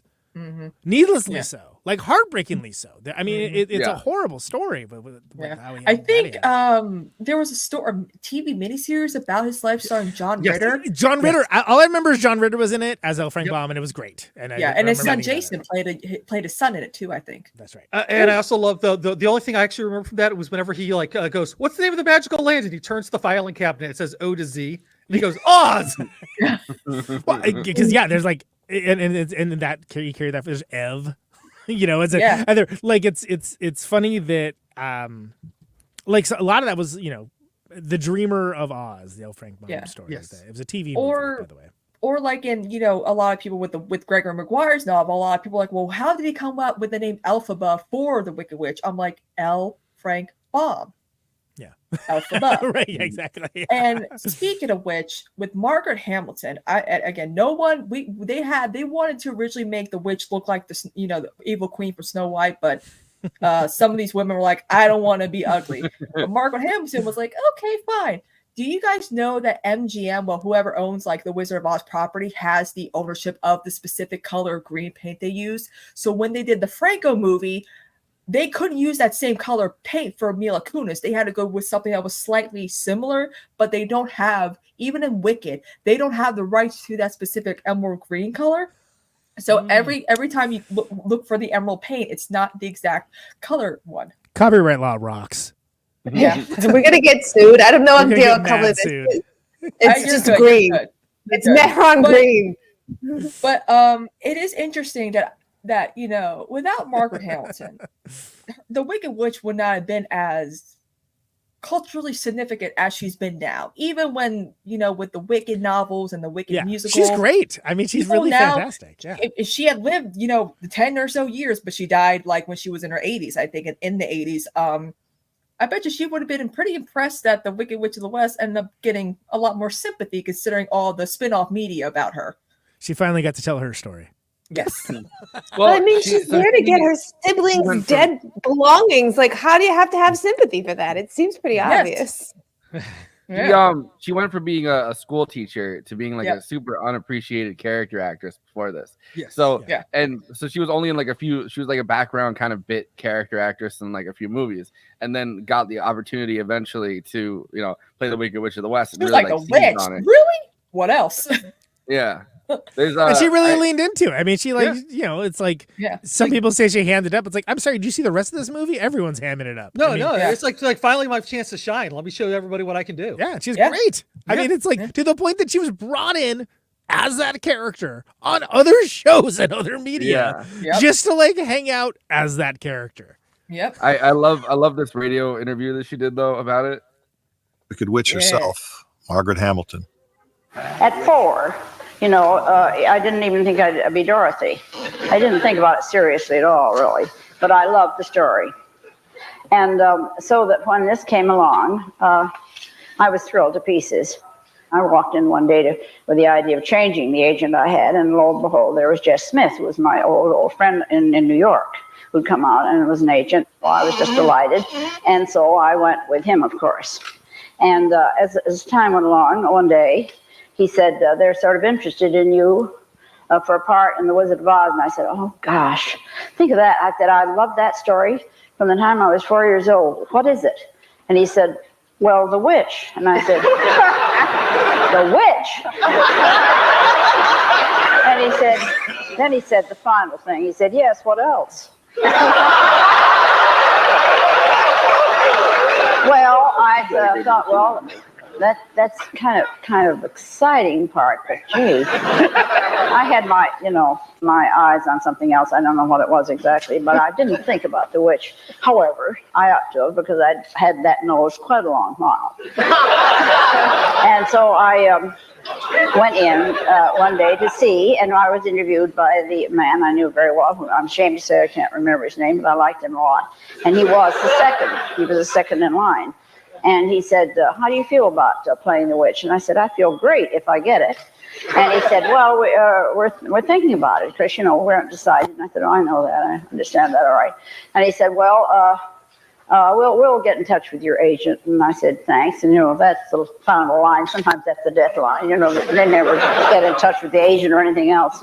And so one day my agent called and said, Maggie, he said, they're really kind of interested in you. And I said, what for? Well, he said, for the witch. And I said, oh. Yeah, I remember watching a video of her. I think maybe she was on like a Judy Garland show. Her and Judy, they were reminiscing about the Wizard of Oz, and she was like, "Oh, you were really such a sweetheart, though." And then, I think they both tried. Like she did the witch's laugh, and Judy Garland just laughed, and it really goes to show like a lot of people like that's why. As she got older, Margaret's like, I'm not really the witch. Like, I dressed up and played her. I'm really a nice lady. Like, it's okay. Well, wasn't that thing that Judy Garland like said she kind of found it difficult to like act afraid of Margaret Hamilton because she was like super cool? Yes. Yeah. And she also didn't get treated well compared to Billie Burke, who played Glinda. Yeah. She had a wonderful, glamorous trailer, and Margaret Hamilton's trailer was like a rinky-dinky little shed with like a lamp and a desk, and that's about it. And she would go in Billie Burke's trailer just to be like, so this is what it's like being treated with respect. Well, and I love that she actually knew the Oz books too. Like even the Munchkins, like none of them knew it. Like what? Sure, let's work. Great, and she was like knew the books and liked them. Great. I mean, that shows exactly what kind of person she is. She also spent all of her free time schmoozing with the Munchkins. Yeah, they sound like the most fun of the whole bunch of them, frankly. Yeah, I would do that too. But I think that it's also it's notable too. They had cut a bunch of her stuff because it was too scary for audiences at the time. Which is like what? That's nuts. Because every time she's on screen, it's amazing. She's the Q-Core Vidor Fleming cut. They actually when they first started filming, she'd show up in the commissary to eat. Yeah, and they went up to her like, Margot, you're scaring everybody. You can't come in here and eat. We'll pay for your meals, but you have to eat them in your trailer. Yeah, they did that to the Scarecrow and Tin Man too, because they would go to the commissary in full Scarecrow and Tin Man things. Yeah, and be like, you guys can't be in here.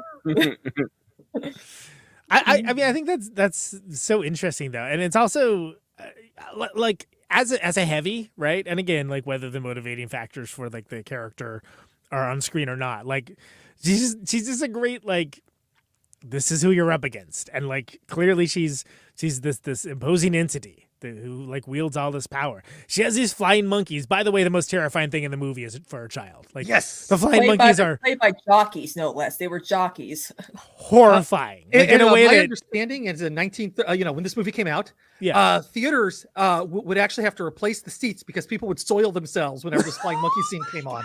Oh my God, no. I could not find where I heard that from, before this episode, but I did remember hearing that and just thought that was like one of the most brilliant things I've ever heard. Yeah. And but I mean, it's crazy because it's scaled down compared to the books. I mean, the book, like, Tin Man, like there's like 40 wolves that attack and he like chops them to pieces. Like, it's wild. Like there's like bee attacks and like, and also I should mention, doing the Russia and US versus Germany thing, like Wizard doesn't like want her broomstick. He just says, go kill her. Go kill the Wicked Witch of the West. Go kill my daughter. She's about to expose me for being a con man.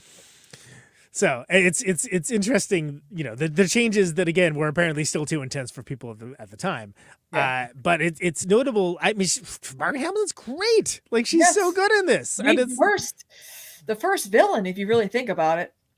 Nobody would think about Wizard of Oz if not for Margaret Hamilton, frankly. Yeah. And it's interesting because a lot of actors nowadays are scared of becoming a character so much and having audiences like them so much that they never get to do anything else.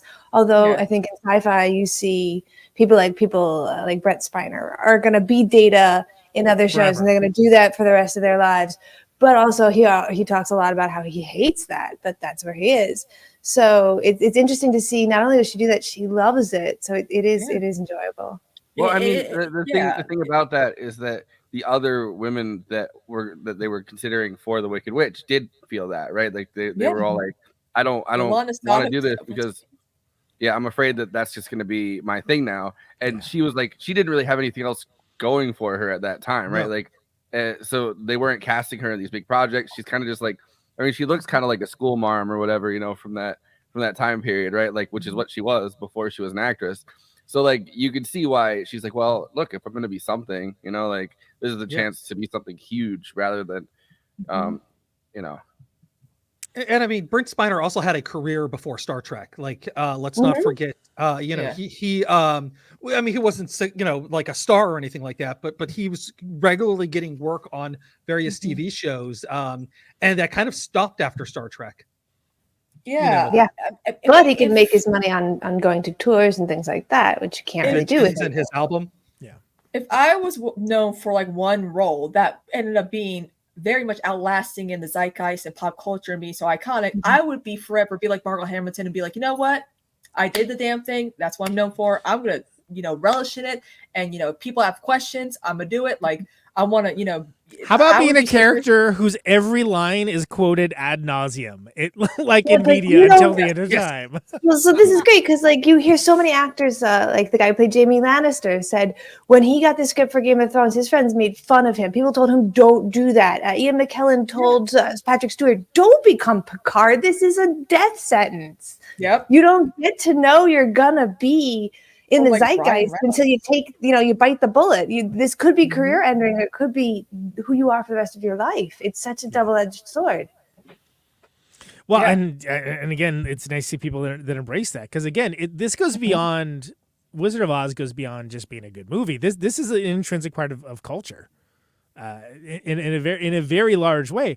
Again, endlessly homaged, endlessly referenced, endlessly remade, usually as gritty reboots, which means you don't understand the source material at all. Like I swear, I would love to see any Oz property that isn't. Well, it's Wizard of Oz, but it's gritty. I'm like, you don't get it. You don't understand what makes it. But there are zombies, so it's gritty. And what I don't understand is there's been rumors of a remake, and everyone's like, "Well, the Wicked Witch of the West is gonna be a lesbian, and this is gonna be this." I'm like, y'all, in the Wicked is they make the Wizard of Oz woke.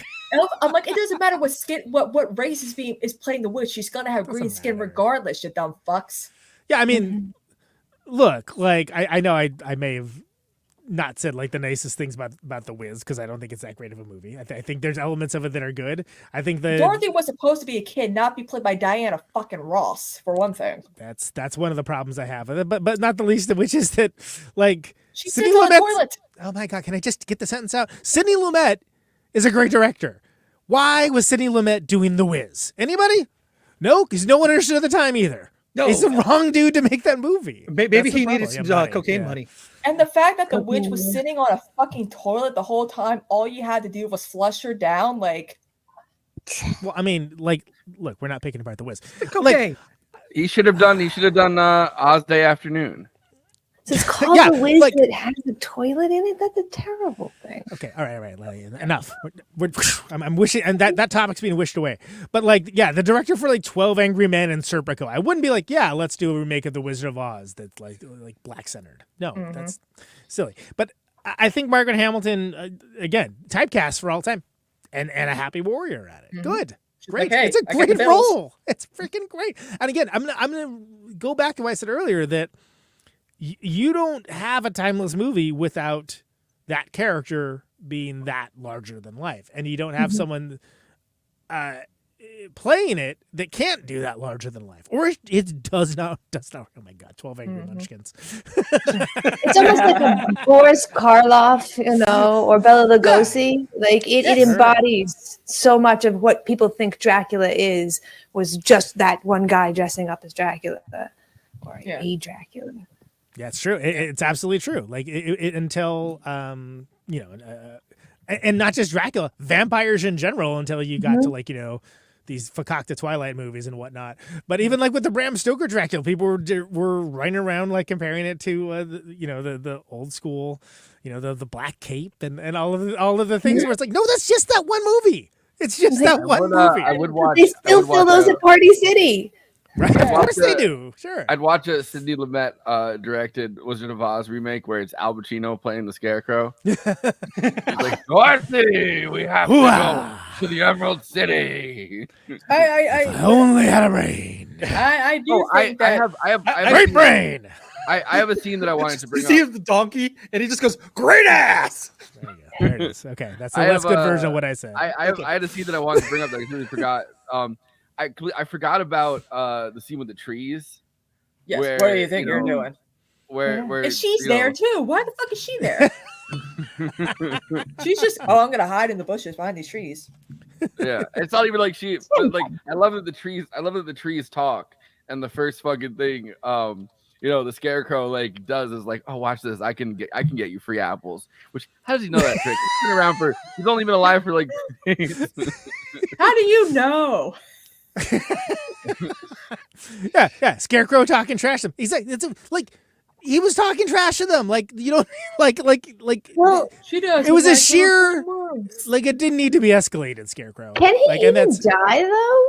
Like, he can get, how unstuffed does he have to get to die? Like, we see him completely guts out, and they're just like, put him back together. No, does he even need to fear death?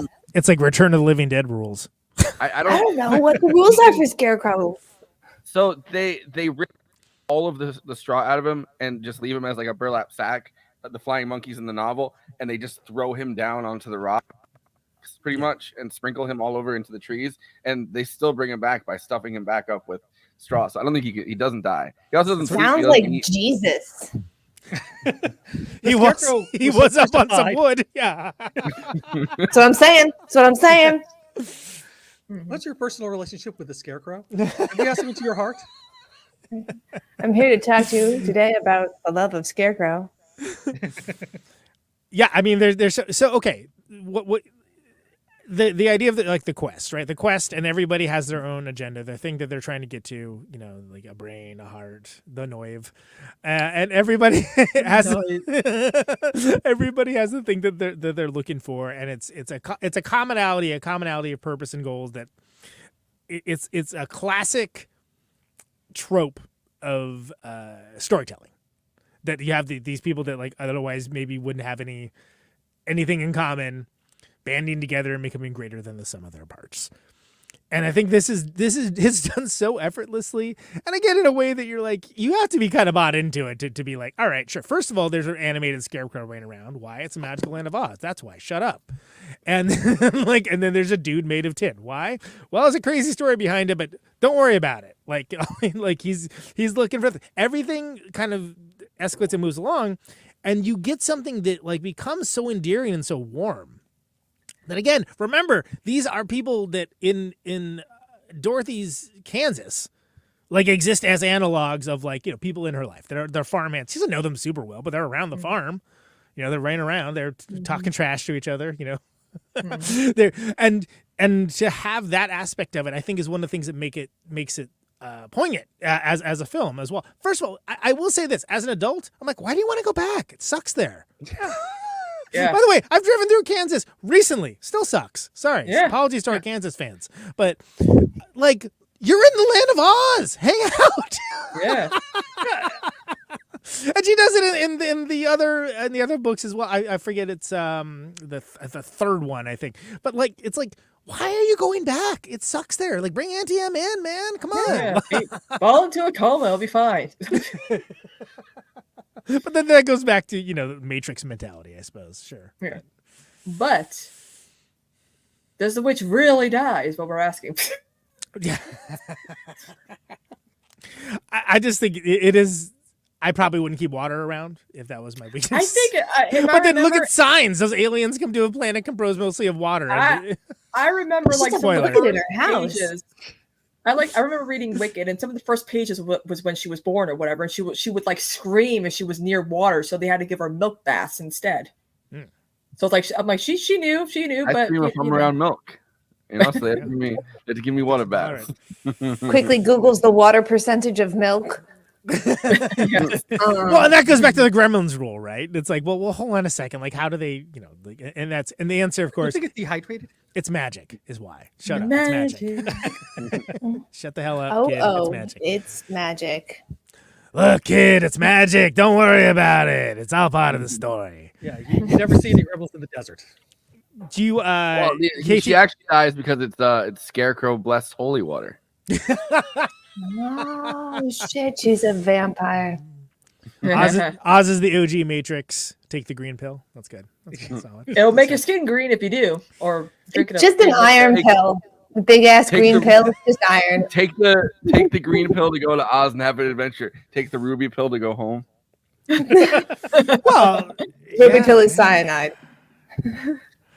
Yeah, and the ruby pill is misogyny. And much like the Narnia movie books and whatnot, there's different ways to get to Oz as well, and it gets into that spin-off media, and that's interesting, but it's not the scope of discussion. So I just think it's interesting that it's the ruby slippers, or originally the silver shoes, but it's the ruby slippers, which those had to be comfortable. She's walking that brick road a long time. That's all I'm saying. They seem pretty comfortable, KT, you said you prepared. I know. So it's like people that are not aware of KT has a show. We'll get to it in the plugs, but called "What If I Don't Like It." You did a little mini episode with Forrest, which was interesting. I listened to it. I enjoyed it. Thank you. And I know you pre-prepped a lot of stuff for this. You said you had like a whole thing of questions for the panel and stuff like that. Did you have any you wanted to get to? I was sprinkling them in, but I still have. Well, I guess I really have 2 questions that we didn't answer. Right. So let's fill those 2 before we go to one-liners. Okay. My first question is: Could she not have just put the dog on a leash? It seems like they had leashes back then, right? That would have solved the problem with the analog of the wish, too. I was like being a bit of a dick about it. Like I told him to go on the guard. Just put the dog on a fucking leash. How many times are gonna get warned? Especially if that's your neighbor. She also owns half the town, so she's one of the upper class. If we remember that. No, it's like your neighbor is like the local baroness of the Kansas town, and you're like, I'm gonna let my dog go in her garden. Fuck her. Because you own half the town doesn't mean you have the power to run the rest of us. Honest to God, just a rope works as a leash. I do love the line where she's like, I've been waiting 23 years to say what I think of you, and now I don't. She loses the noise. And as a Christian woman, I'm still not going to say it. Yeah. No. And Mara what? That was because whatever she said wouldn't have been as bad as what she could have imagined. She'd be like, I won't have to curse, but she'll think I cursed like a motherfucking sailor up there. She's doing 3-dimensional chess. Wikipedia page on leashes right now, and I still can't find out when they were invented. But my God, rope leashes are cheap, but they can be chewed through. It gets you halfway there. That's true. My other question to you guys was the part where they're all saying goodbye. They were invented in ancient Egypt, by the way. Leashes invented. I know what this question's going to be, Forrest, and I have the answer to that. Good. Why did she say that to the Scarecrow in front of the other 2 guys? It's so rude. Okay. I do have an answer to that. I do have an answer to that. Yes. So there was a storyline that they had where Dorothy and the Scarecrow were going to have like a romantic connection. Yeah, her and so they were going to have some kind of romantic connection, and the only line they kept from that whole storyline was, "And I think I'll miss you most of all," and it's because she boned the Scarecrow. Out of context, it's just like a burn, and has the greatest burn I've ever heard. I mean, if you read the Wicked novel, you would know that the Scarecrow was actually the witch's former lover, so that's kind of weird too. Yeah, but they didn't know any of the Wicked was written in fucking like 1990 something. Like I know, but it's still kind of like that always threw me off too. I'm like, what?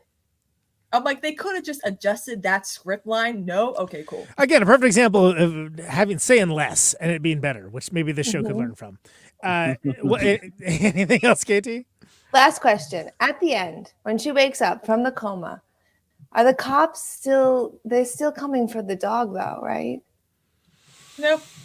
I mean, I guess there's bigger problems with the tornado. Yeah. Oh my God. What if Elvira Gulch died in the tornado? Like all the stakes prior to the coma are still there, right? Yeah, that would be. So that goes back to my argument of like, why go back? Yes. She's like, Auntie M is gonna miss me so much. I don't think so. You seem like you're kind Here's of a another burden on that family. a mouth to feed during a dust bowl, kid. I mean, yeah. Slip away. Auntie M's gonna be bummed out. Don't get me wrong, but Auntie M's gonna be fine. Don't worry about it. Yeah. It's all right.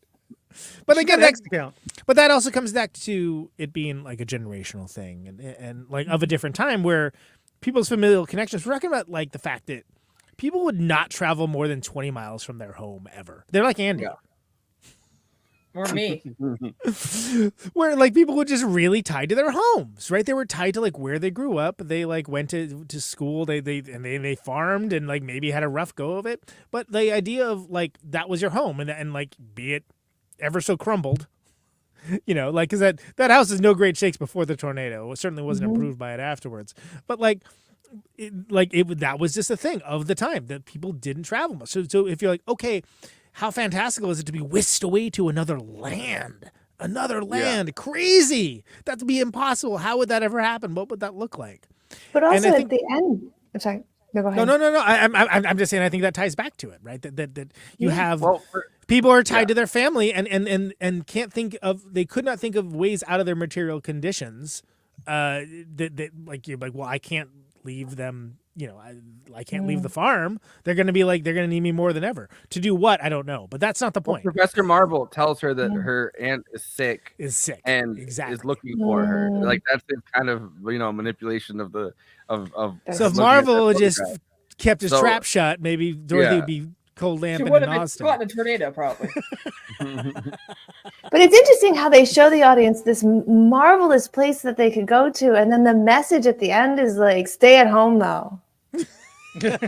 Keep working. It's a pandemic out there, you know. Yeah. You're an essential worker. Too bad you can't stay in office. The Munchkins are essential workers. They gotta come in. Yeah. Oh yeah. Get that Munchkin coroner in here. We got another body dropped. No, literally, it's something dropped on. There's a line in the book. The Wicked Witch. The Wicked Witch is saying like, "Oh, I think you guys like to the wolves." She's like, "You guys can just rip them apart because look, it's a little girl, a scarecrow, a tin man, and a lion. None of them can work, so they wouldn't make very good slaves." Yeah, exactly. Let's make sure we get that in there. Let's just add insult to injury. But it was. I mean, you got to understand. This is like he's writing these like into the 1800s. You know, like it's crazy that like how very like dated. But it's also. Somebody did say Cold Lamp and Flavor Flav, yes. It also is notable that these were some of the new American folktales in that way. And the fact that when you think of the updating of the grand narrative, the nursery rhymes and things that the Grimm's fairy tales, stuff like that, like this was like a modern updating of that with modern sensibilities, which again seem crazy dated now. Of course they do. Because we're not living on a homestead, you know, like we're not in Kansas in like the late 1800s, but there is a heart, sensibility, and humanism to all of it. That again, there is a guilt complex of like where even if she's considering like staying in Oz, can't do that. How will my family make do without me? They're not going to be able to, and I think that's probably answers the own question. But like as an adult, I'm like, yo, I just would have stayed. I'm like, hey, one of these little Munchkin hovels empty. Can I just hang out here? Like, are you gonna be dicks about it? I just would have wanted to live in the witch's castle. A lot of her props were actually used in other movies. They were used for other movies. I mean, that was common at the time. You just save the money. Yeah.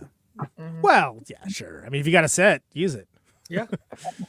Lost in Space was entirely based on using shit from other Listen, things. kid, I didn't pay 50 cents to this painter to not use this 17 times over in 7 other films, all right? Figure out a reason to use it, kids. It's a desk.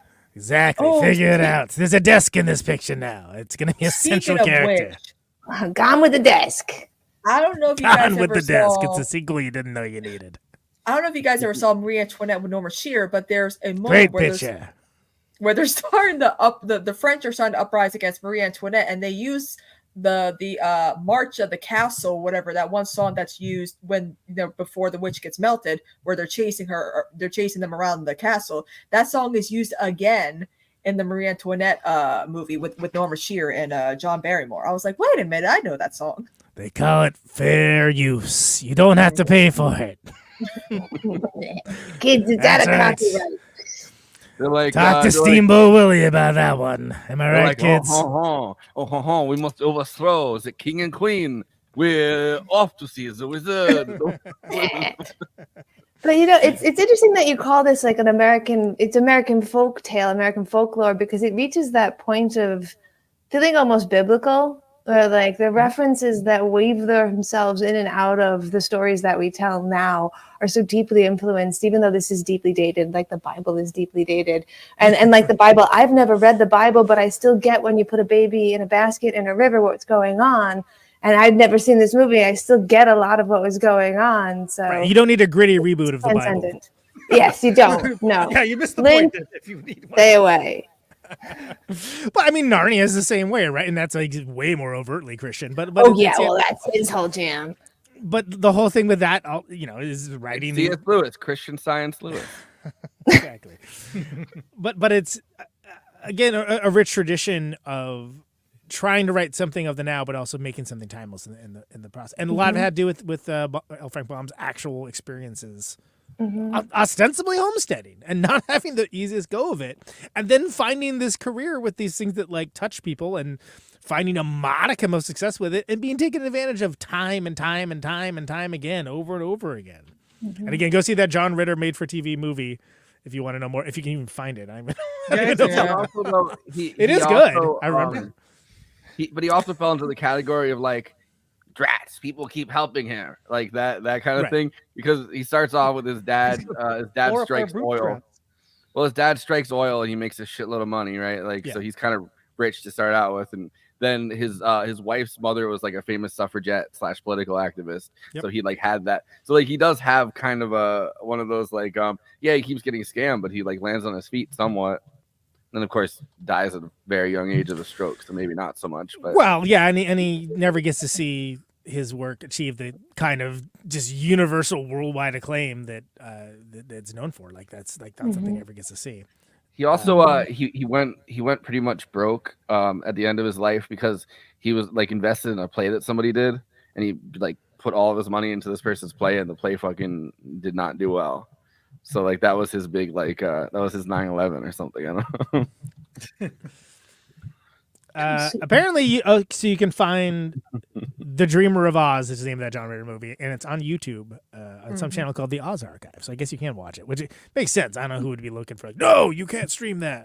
The estate of John but it Ritter. is pretty good. I mean, I remember I haven't seen it in years, but it was it's John Ritter's L. Frank Baum, and it's and he's fantastic at it because like honestly, it's like one of the parts that like John Ritter's so well cast in as well. Like absolutely. This was like before when he was still doing serious stuff. This was before the 90s where he started to play characters that were kind of eccentric and crazy. Right. Yeah, so. Yeah, it's like 1990, I think, or something like that. But anyway, it is good. You can watch on YouTube. So, but yeah, there is so that goes. All right, there's so much spin-off media and social media. There's so much other forms of media. Comic books. There's the musicals, Wicked. There's sequel movies. The most famous. Return to Oz is actually pretty good. Like I remember when we were talking about movie traumatized me.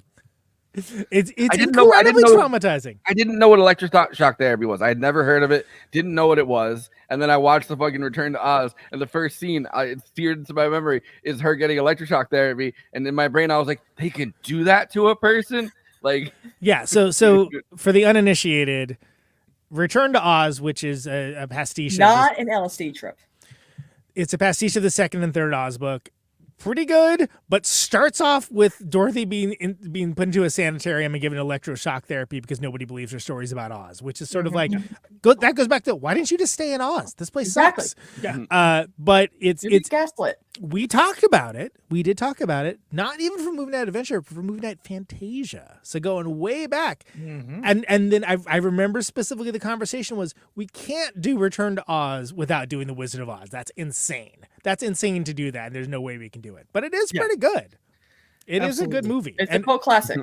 And she, again, goes back to Kansas afterwards like, Yo, they were trying to electroshock therapy you. Like, why are you going back? The first time they're trying to kill her dog, she's like, I'm going back. The second time they're trying to fucking shock her into like, having a normal brain. She's like, I'm still going back. That's one loyal young lady. That's all I got. As someone who's a musical theater I just love Kansas. I do, and also who read Gregory Maguire's Wicked novel when she was 12. Probably shouldn't have, because it's very political. And sexual. Yes, that too.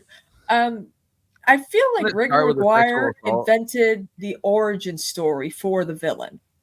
Like, oh, maybe the witch had motivations. Like, how a lot of movies nowadays have like, oh, well, the villain has their reasons for being evil. They're not. Sure. They weren't born wicked. They had, Here's how this character that you think of only as this one-note villainous entity came to be that way, and here's their story. Sure. It's like, Margaret Hamilton is known for playing the witch, and Idina Menzel is known for two things: Defying Gravity and Let It Go. She played two characters who were deeply misunderstood, if you think about that now.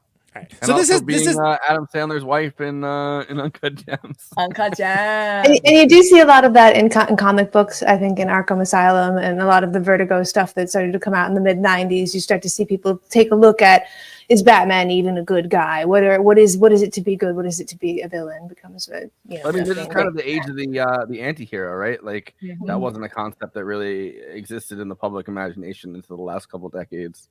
Mm-hmm. Right, but that is in this book. This actually started as me attempting vainly to summarize all the various spin-off media and other things that are. There are so much of it. Yes. I did the math. There are 30 adaptations. Crazy. 7 of them are before the one we watched. The remainder are after. 16 of them are for TV. There are 17 musicals. Like, I mean, and that was the thing during L. Frank Baum's own life, right? Like he wrote 14 Oz books himself, but also there were plays that existed that he helped out with, and then he tried to do more than one like Oz silent film, which I don't know why you would like. So much of it is verbose. I don't know why you try to do a silent film adaptation of Oz. That was the only option. Yeah, I know. Talkies weren't around yet. Like, why did you wait talkie, Conan? That's what he's trying to add. So come on, we should have got on that faster.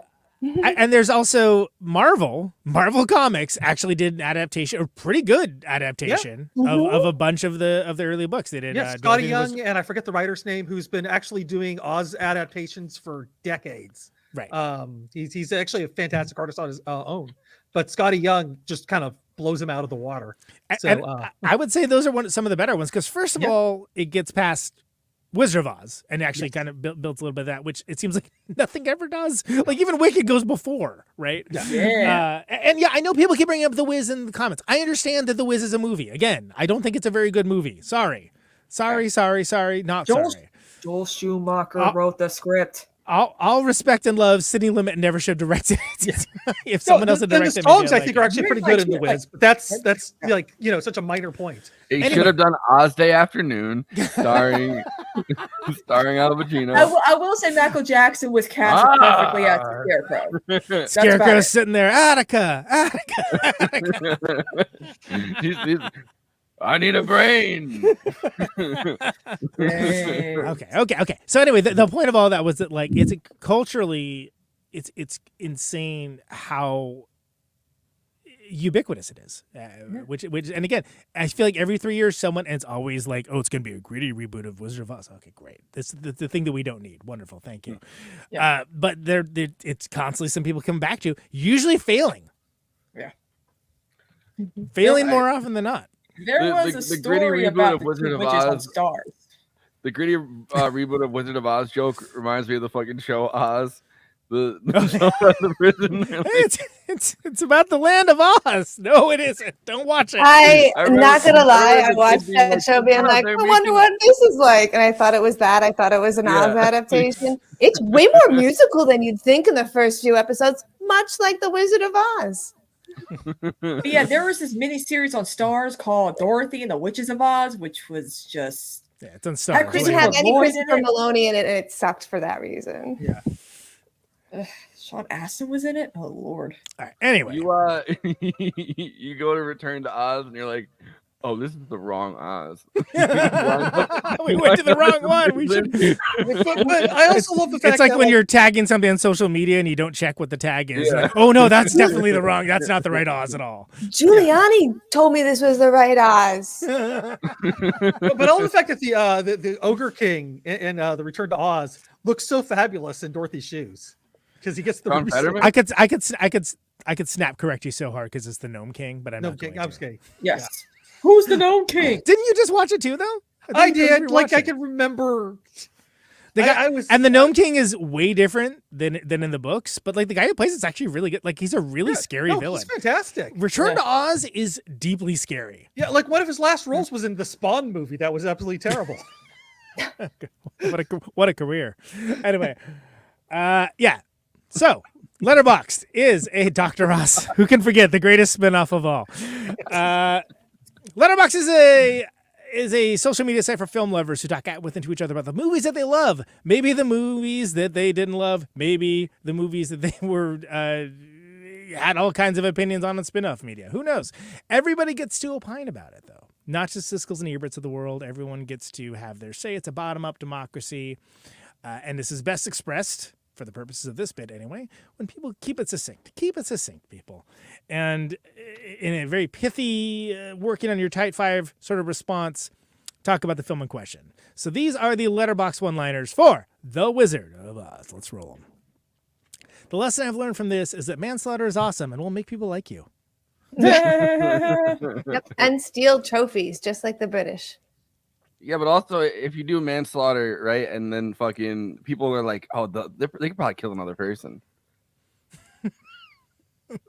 And then stun silence to that one only. But well, no, then they set you on like the terrorist that's been terrorizing them. They're like, ah, you can do this. Don't worry. All right, I see what you're doing. Okay, it's a setup. It's a con job, people.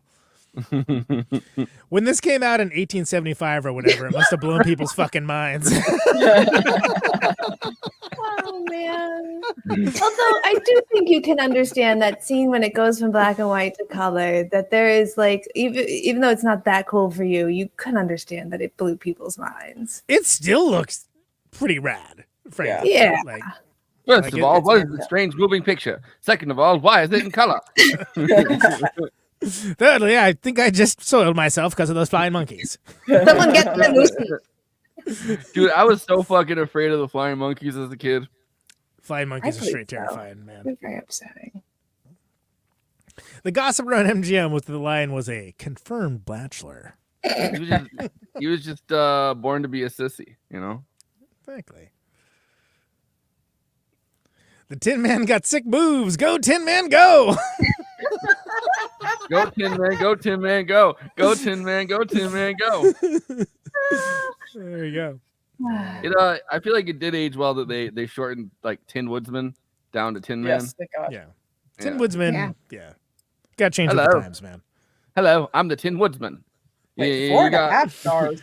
You got any wood in here? I'll chop it down. I love Tin Woodsman's latest role in that Kenneth Branagh piece. It's awesome. It's a great character actor. I've literally never seen this before. Here's what I learned. Trust every freak, kill every old woman. Yes. Yeah. They should have killed Glinda, too. Honestly, that's who they should have killed to begin with. Oh, no.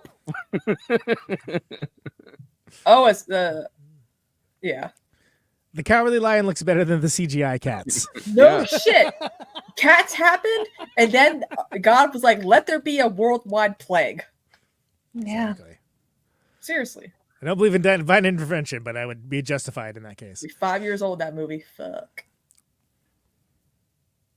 For 23 years, I've been dying to tell you what I thought of you. And now, well, being a Christian woman, I can't say it. There you go. Oh, that's the best review. That's the best one. That's the first instance in this movie of somebody being supremely unhelpful to Dorothy. Like, then for the rest of the movie, it happens over and over and over again. Yeah. Let's not forget that the Scarecrow came strapped. Yeah. Yeah, people forget that he was given a gun. I'm like, he does have a gun. It is easy. That was something I forgot about. I was like, where did he get that gun from? And again, that comes back to the wizard gave him the. Well, and that's what came to me thinking about like the Munchkins with the guns too. I'm like, well, do they know what guns are? Do they have ammunition? Like, there's a whole like, again, a Better Call Saul style prequel story for that, I suppose. But we're off to shoot the wizard.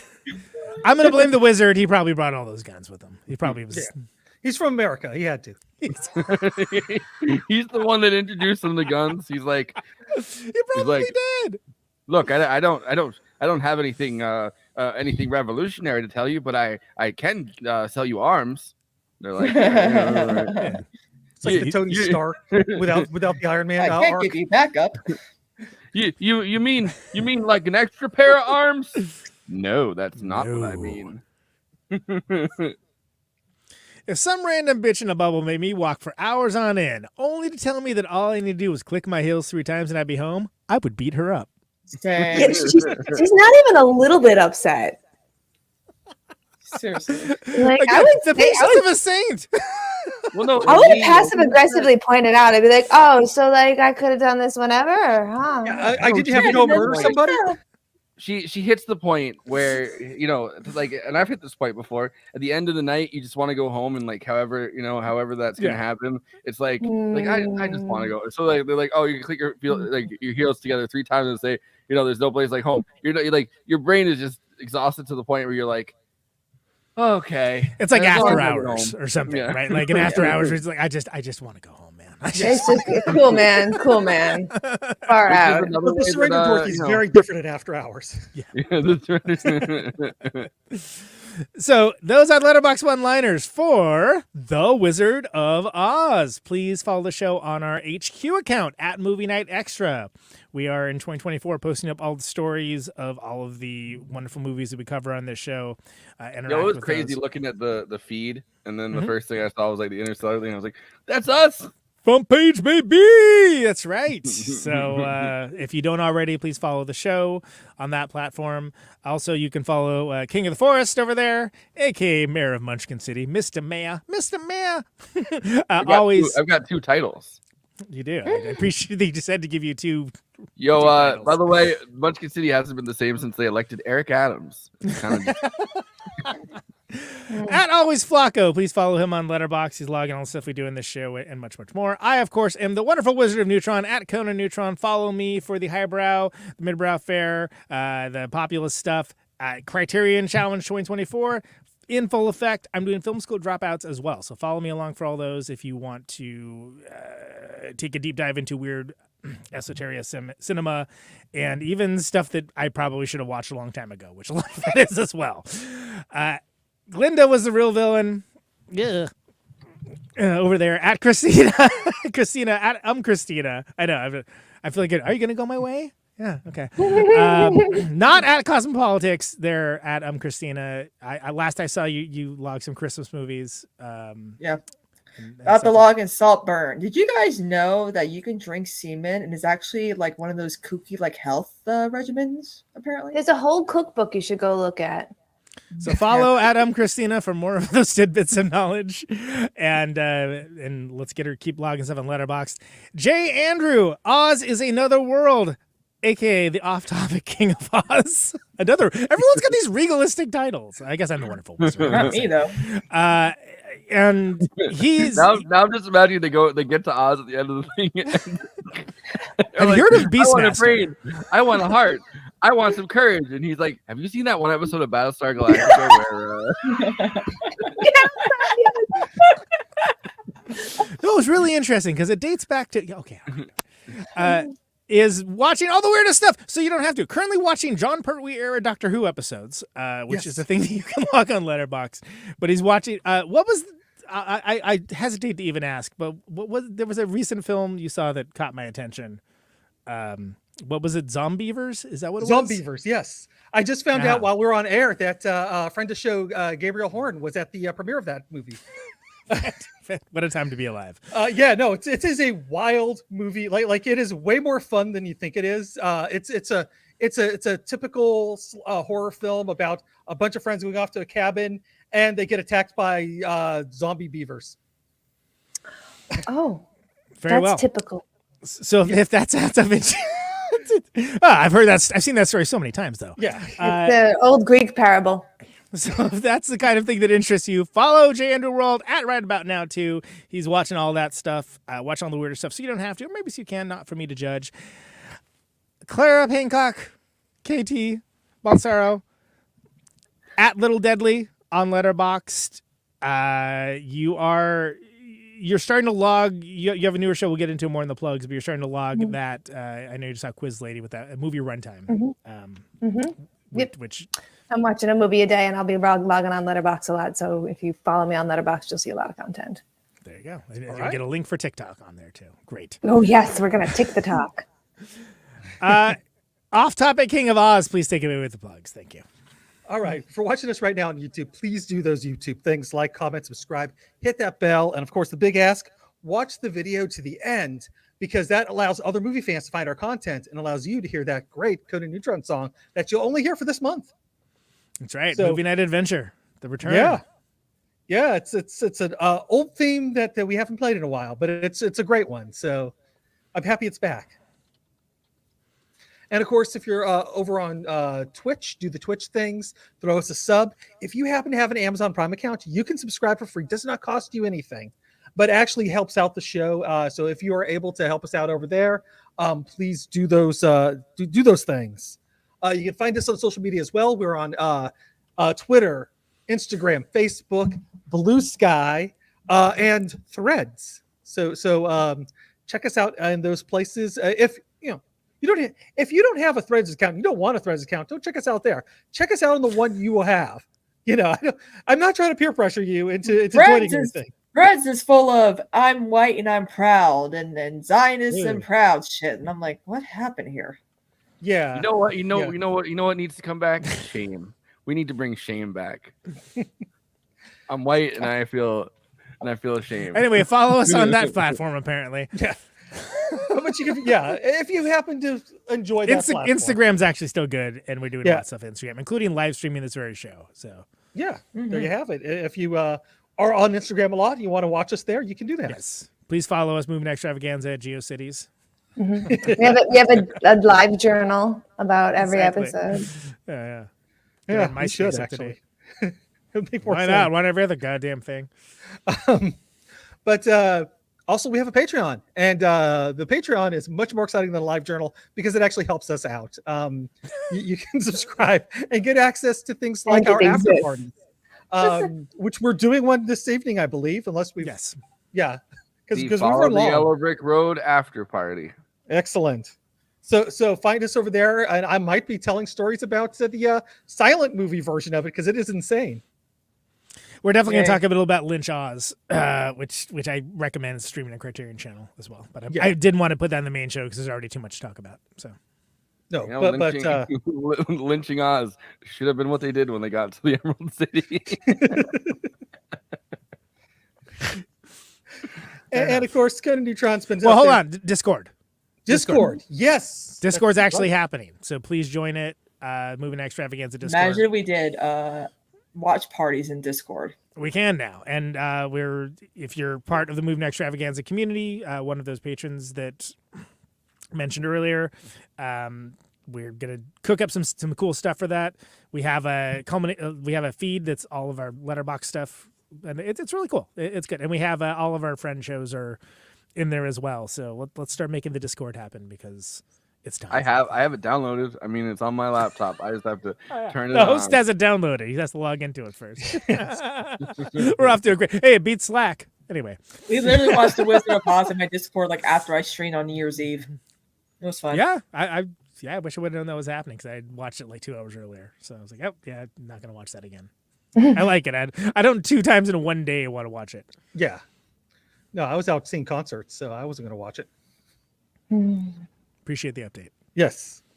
But Conan, you've been up there fronting Protonic Reversal, or being in front of Protonic Reversal, which is your podcast. I'm literally in front of the logo of Protonic Reversal, which is my podcast. Yes, you're correct. Wait, really? I think that is true. Yeah, hard to believe. I know. So Reversal is when she reverses that fucking twister and it takes her back to Kansas. Exactly. Yeah. People are talking about this more and more. First Proton Controversial of 2024, Thursday, Scott McDonald of Arc Welder. So that should be a great one. I don't think any of the guys from Arc Welder have ever been on any show ever, so that should be exciting. They have a new record, and they're actually playing a show, which is astounding, because last time they played a show that I'm aware of, maybe they played one since then, but it was Caterwall 2022. So very excited to have Arc Welder on. Yes, ProtonControversial.com for the archives, $1 a month, Patreon.com/ProtonControversial for early access. Greg Norton from Husker Du coming back. Devo's Gerald Vicasali, who was just on for our 2001 episode, coming on and talk about music. Steve Bartek of Oingo Boingo coming on in a few weeks. So, very good. He's like Danny Elfman's right-hand man, which he looks like he needs, all roided out like him he is. I mean, parody, but yeah. Have you seen what Danny Elfman looks like now? Like, yeah, no, but he's must be living like together. The best life, though. He's good for him. Yeah. No, like he's been doing concerts too. Like that's exciting. Mm-hmm. I'm gonna look up Danny Elfman jacked. Maybe this should be classic after party material, but you're right. But if you want more Conan Neutron, you can also go to check out his band at neutronfriends.bandcamp.com and buy an album. I mean, you got Christmas money burning a hole in your pocket. Give it to Conan and get one of his albums. Yes, please. Yeah, we got a new one. That's it. Nobody has a reaction to Danny Elfman plus jacked. Oh, okay. I thought it was somebody from Discord. Someone post a link in. It's a very, very non-plus. This is a 68-year-old man, by the way. Yeah, good for him. Is what I gotta say. Yeah. And he doesn't have like it's a weird... buff man's party. Fantastic. well done. All right. Glad I went to that effort. Anyway, yeah. Buy my records. Thanks. And Kristina just streamed on New Year's. Yeah, we look back at music that's turning 60. It's 55. Like we went through all the songs that are getting an older, and what my thing was with 1999. 25 years ago, so all my favorite pop hits are turning 25, and I'm like, I'm getting old. I'm like, but like the fucking Outkast double album is turning 20 years old this year. Oh yeah, I remember when that came out. Oh my god, fucking the Killers' debut album's turned. I was like, what? But yeah, let's talk about a brand new album for 1990. They might be giants. Exactly. Yeah, it's we're so old. We're all so old. I don't like. Okay, yeah, people love talking about how old they are. I don't know. I never got into that conversation. Yeah, I'm like Maddie, you like and just love it. Maddie said go into the 20 years and Shannon Jackson did nothing wrong. True. Is anything else coming up, Kristina? No, just gonna be live streaming. I'll be dog sitting, gonna be streaming because I got my camera on my little camera mount hold thingy, so I can take it with me. We call that the boob cam. Yes. Boob cam. Oh, there's my bra. Ta-da! Got two golden gloves right here. Well, you leaned over earlier. You almost went panties on stream. It's like 10 minutes ago. We save that for the after party now, okay? In my Twitch channel, we got an ass emote now with panties, so it's a thing. And of course, you can always support Kristina over. Moving right along from that immediately with no comment is the correct move. Just you just like there's no. Barrel ahead. He said. No, you did the right thing. Yeah, no. Patreon.com/gossippolitics. Support Kristina over there. Yeah. And of course, KT is over there with her new podcast. Mm-hmm. It's great. Yeah, I have. Okay, Forrest is just on it, so that's awesome. Yeah. So if you need more Forrest in your life, go check out KT's podcast. I don't know why anyone would. Yeah, people definitely want more Forrest in their life. It's So if you don't know, it's called What If I Don't Like It, and it's the basic premise. We have somebody come on who hasn't watched a movie. This one was me, but Forrest was being the hype man because the first half of the show, somebody who has seen the movie and likes the movie kind of hypes you up about it. And then in the second half, which is us right now, you find out whether or not it worked out, whether or not they actually did like the movie. Conan, we picked your movie. We're gonna watch Moonstruck. Because I don't like romantic comedies at all. Snap out of it. I think it's a wonderful movie. I think you're gonna like it. I saw it in high school. I haven't seen it since, but I remember really liking it because I was in the middle of drawing and I couldn't change the channel on the TV where you had to get up and change the channel, and that's how I watched it. And not sad about it. Yeah. So I haven't seen it. I'm stoked to do it. I just generally don't like that genre of film. I think it's lazy. I think it has some of the laziest writing of any genre, including sci-fi, and horror. Rom-coms are coming back. Dude, what are you talking about? I know they're coming back, but they're still written terribly. People don't usually watch them for the writing. People watch them to see hot people doing sex to each other. Thank you. And I think this is a good example of decent, very good writing, and you even have somebody who wins an Oscar for a performance in this. So you're going to get really good at it. And for some reason, that was controversial too. That was a controversy about that. There you go. So we're going to talk all about that on KT show. What if I don't like it? I'm excited. I've never seen it. So I mean, I've seen a lot of stuff, but I haven't seen that. It's got a lot of little bits of love too, not just that one big romantic comedy love. It's like everybody's got love. It's nice. I won't overdo it. But then other than that, I do want to talk about movie runtime, which is something that you can find me on TikTok. Every day I'm going to be ellipticaling the length of a movie. We're starting out with movies that are an hour and a half for the month of January. And then we'll see if I get to Killers of the Flower Moon by December. Good luck. You're going to be more jacked than Danny Elfman. Fucking, yeah, great DO2 max at that point. I just have been chronically ill over the last year, and I haven't been able to use my body as much as I want. I haven't been able to watch as much movies as I want. So this is just a way for me to do one every day, post a little video review on TikTok. So I get to learn how to use TikTok, which is going to be fun. So please, movie runtime. I gotta learn how to use TikTok too. So we gotta both learn this. KT is going to be over here doing a double feature with Jean Dillman and Godfather Part 2 or something by the end of the year. She's going to be yeah, right? Yeah. I'm going to do Gone with the Wind and then Titanic and then Braveheart. Yeah, exactly. You should have started with Scorsese's 6-minute movie where it's the guy shaving and he starts bleeding, the big shave. You should have started with that and then worked your way up to Killers of the Flower Moon. Every 6 minutes a day. I don't know. I think it's a cool conceit though. Because it's the idea is however long the movie is, that's how long you're on the treadmill, right? I mean, that's a cool idea. I like that. Yeah. And every 5 days, I'm going to do either a short film or 2 short films together to kind of take a short, to give myself a rest day, and to indulge in short films because I don't feel like I watch enough of those. That sounds like fun. Yeah. And of course, you can still watch Girl in the Basement on YouTube. Mm-hmm. Yep. And if you find me on Instagram, you can get the link to that really easily. You also can find it on Letterboxd. A lot of that stuff is going to be easy to find that way.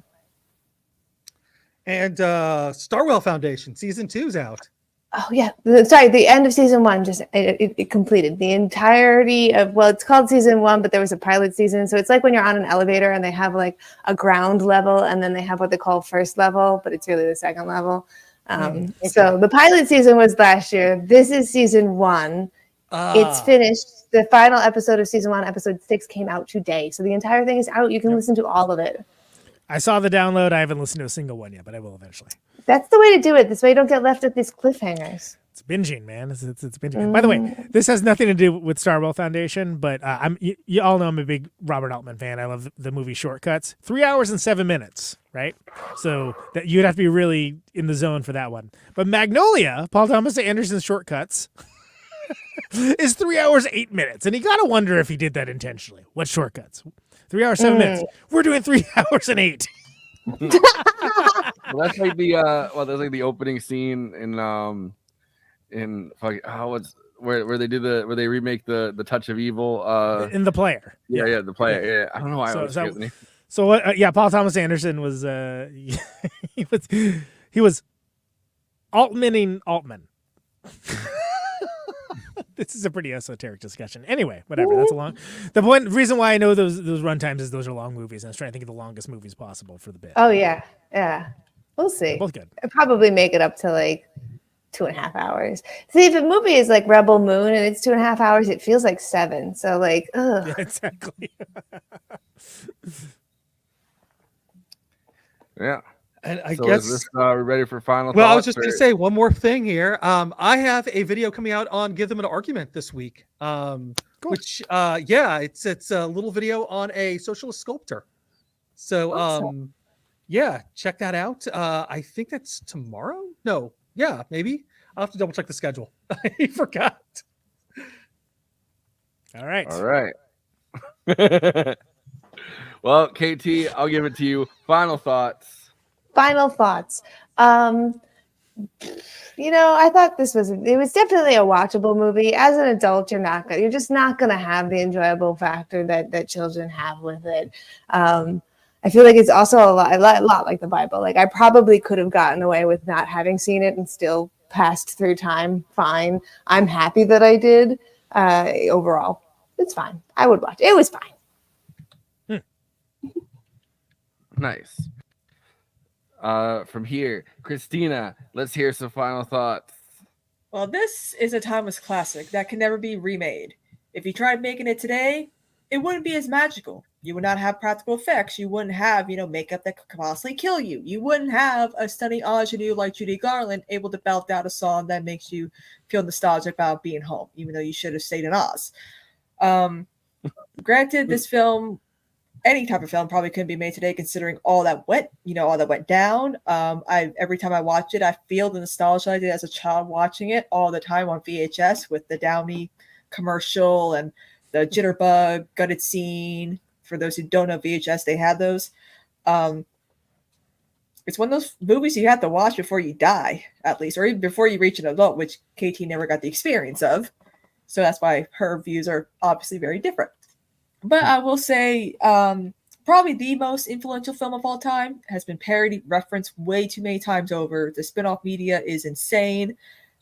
This film is probably one of the films that will definitely outlast once we've all long gone.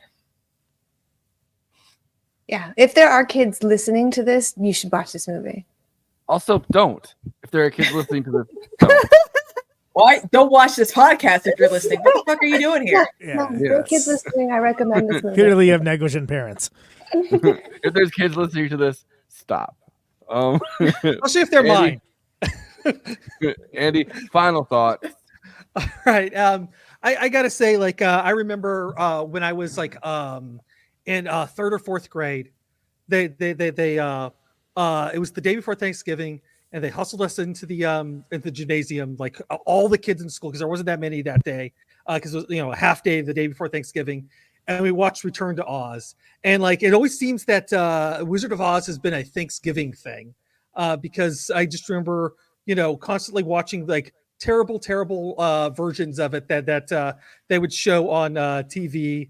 And I remember I watched all of them, but the thing is none of them actually compare to this one, which holds up.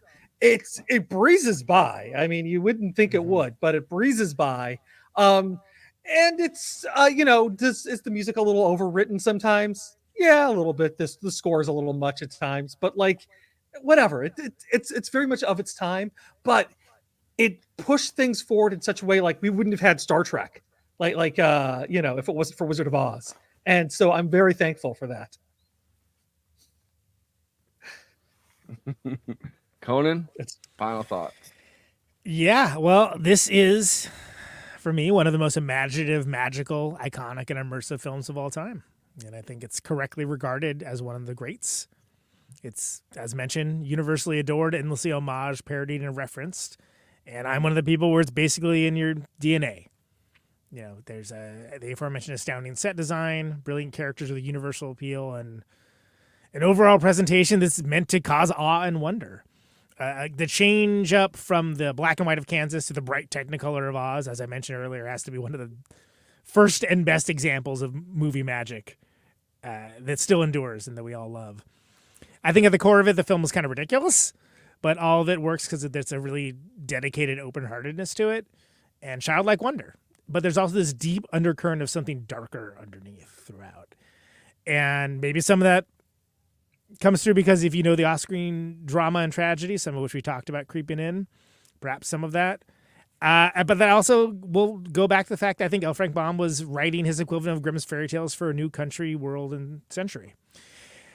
I really don't get why so many people try to adapt the property and they always go for gritty and dark. I don't get that at all, because the thing that actually makes this movie magic and interesting, and one of the all-time greats for me, is how dark everything is underneath the bright Emerald City and the Yellow Brick Road. Because I don't think people do the same thing for every Brothers Grimm fairy tale, right? Like, right. Well, dark under dark is not special. Dark under bright can be truly extraordinary. Look at David Lynch, right? Look at David Lynch. Perfect example of that. I think it's a high watermark for world building and for fantasy and adventure films. And it was really a blast to get to talk about it with KT, who never saw it until now as an adult, because we rarely get that experience. And anytime I see someone, it's like, oh, you haven't seen that. I'm never like, oh, you haven't seen that. It's like, oh, you haven't seen that. That's cool. You're going to get to see this for the first time, experience this for the first time. And granted, so much of it may have been something you already knew through other media. But I do think it's an interesting scenario to be able to present it in this way. So I'm glad you were able to do this with us, KT. I definitely understand, like, getting the moral that it's a parable about being who you actually are. I get that now. I feel like I kind of had an idea, but I couldn't have summed it up. So I do feel like you need to see it to get it. They say to this very day, Kansas is still in sepia tone. Can confirm. Yeah. All right, we're gonna head on. We're gonna mosey on down to the Yellow Brick Road after party. So we'll see you over there. We'll be after partying. We'll be hanging out with the Munchkins, getting. We'll continue listing off the spin-off media. Yes. And that'll be the whole show. Give you a clip from my show where I tell you it all. And we will fill in the gaps of what Wicked filled in for those who are curious, because there's a lot that's like, okay. Filling in the gaps. Kids, turn it off. Filling in the gaps. There's a lot of filling in the gaps in the book. A century later. there's. Oh, yeah, we're going to talk about Saltburn, too, apparently. Okay. I heard there was some filling in the gaps there, too. Yes. That's...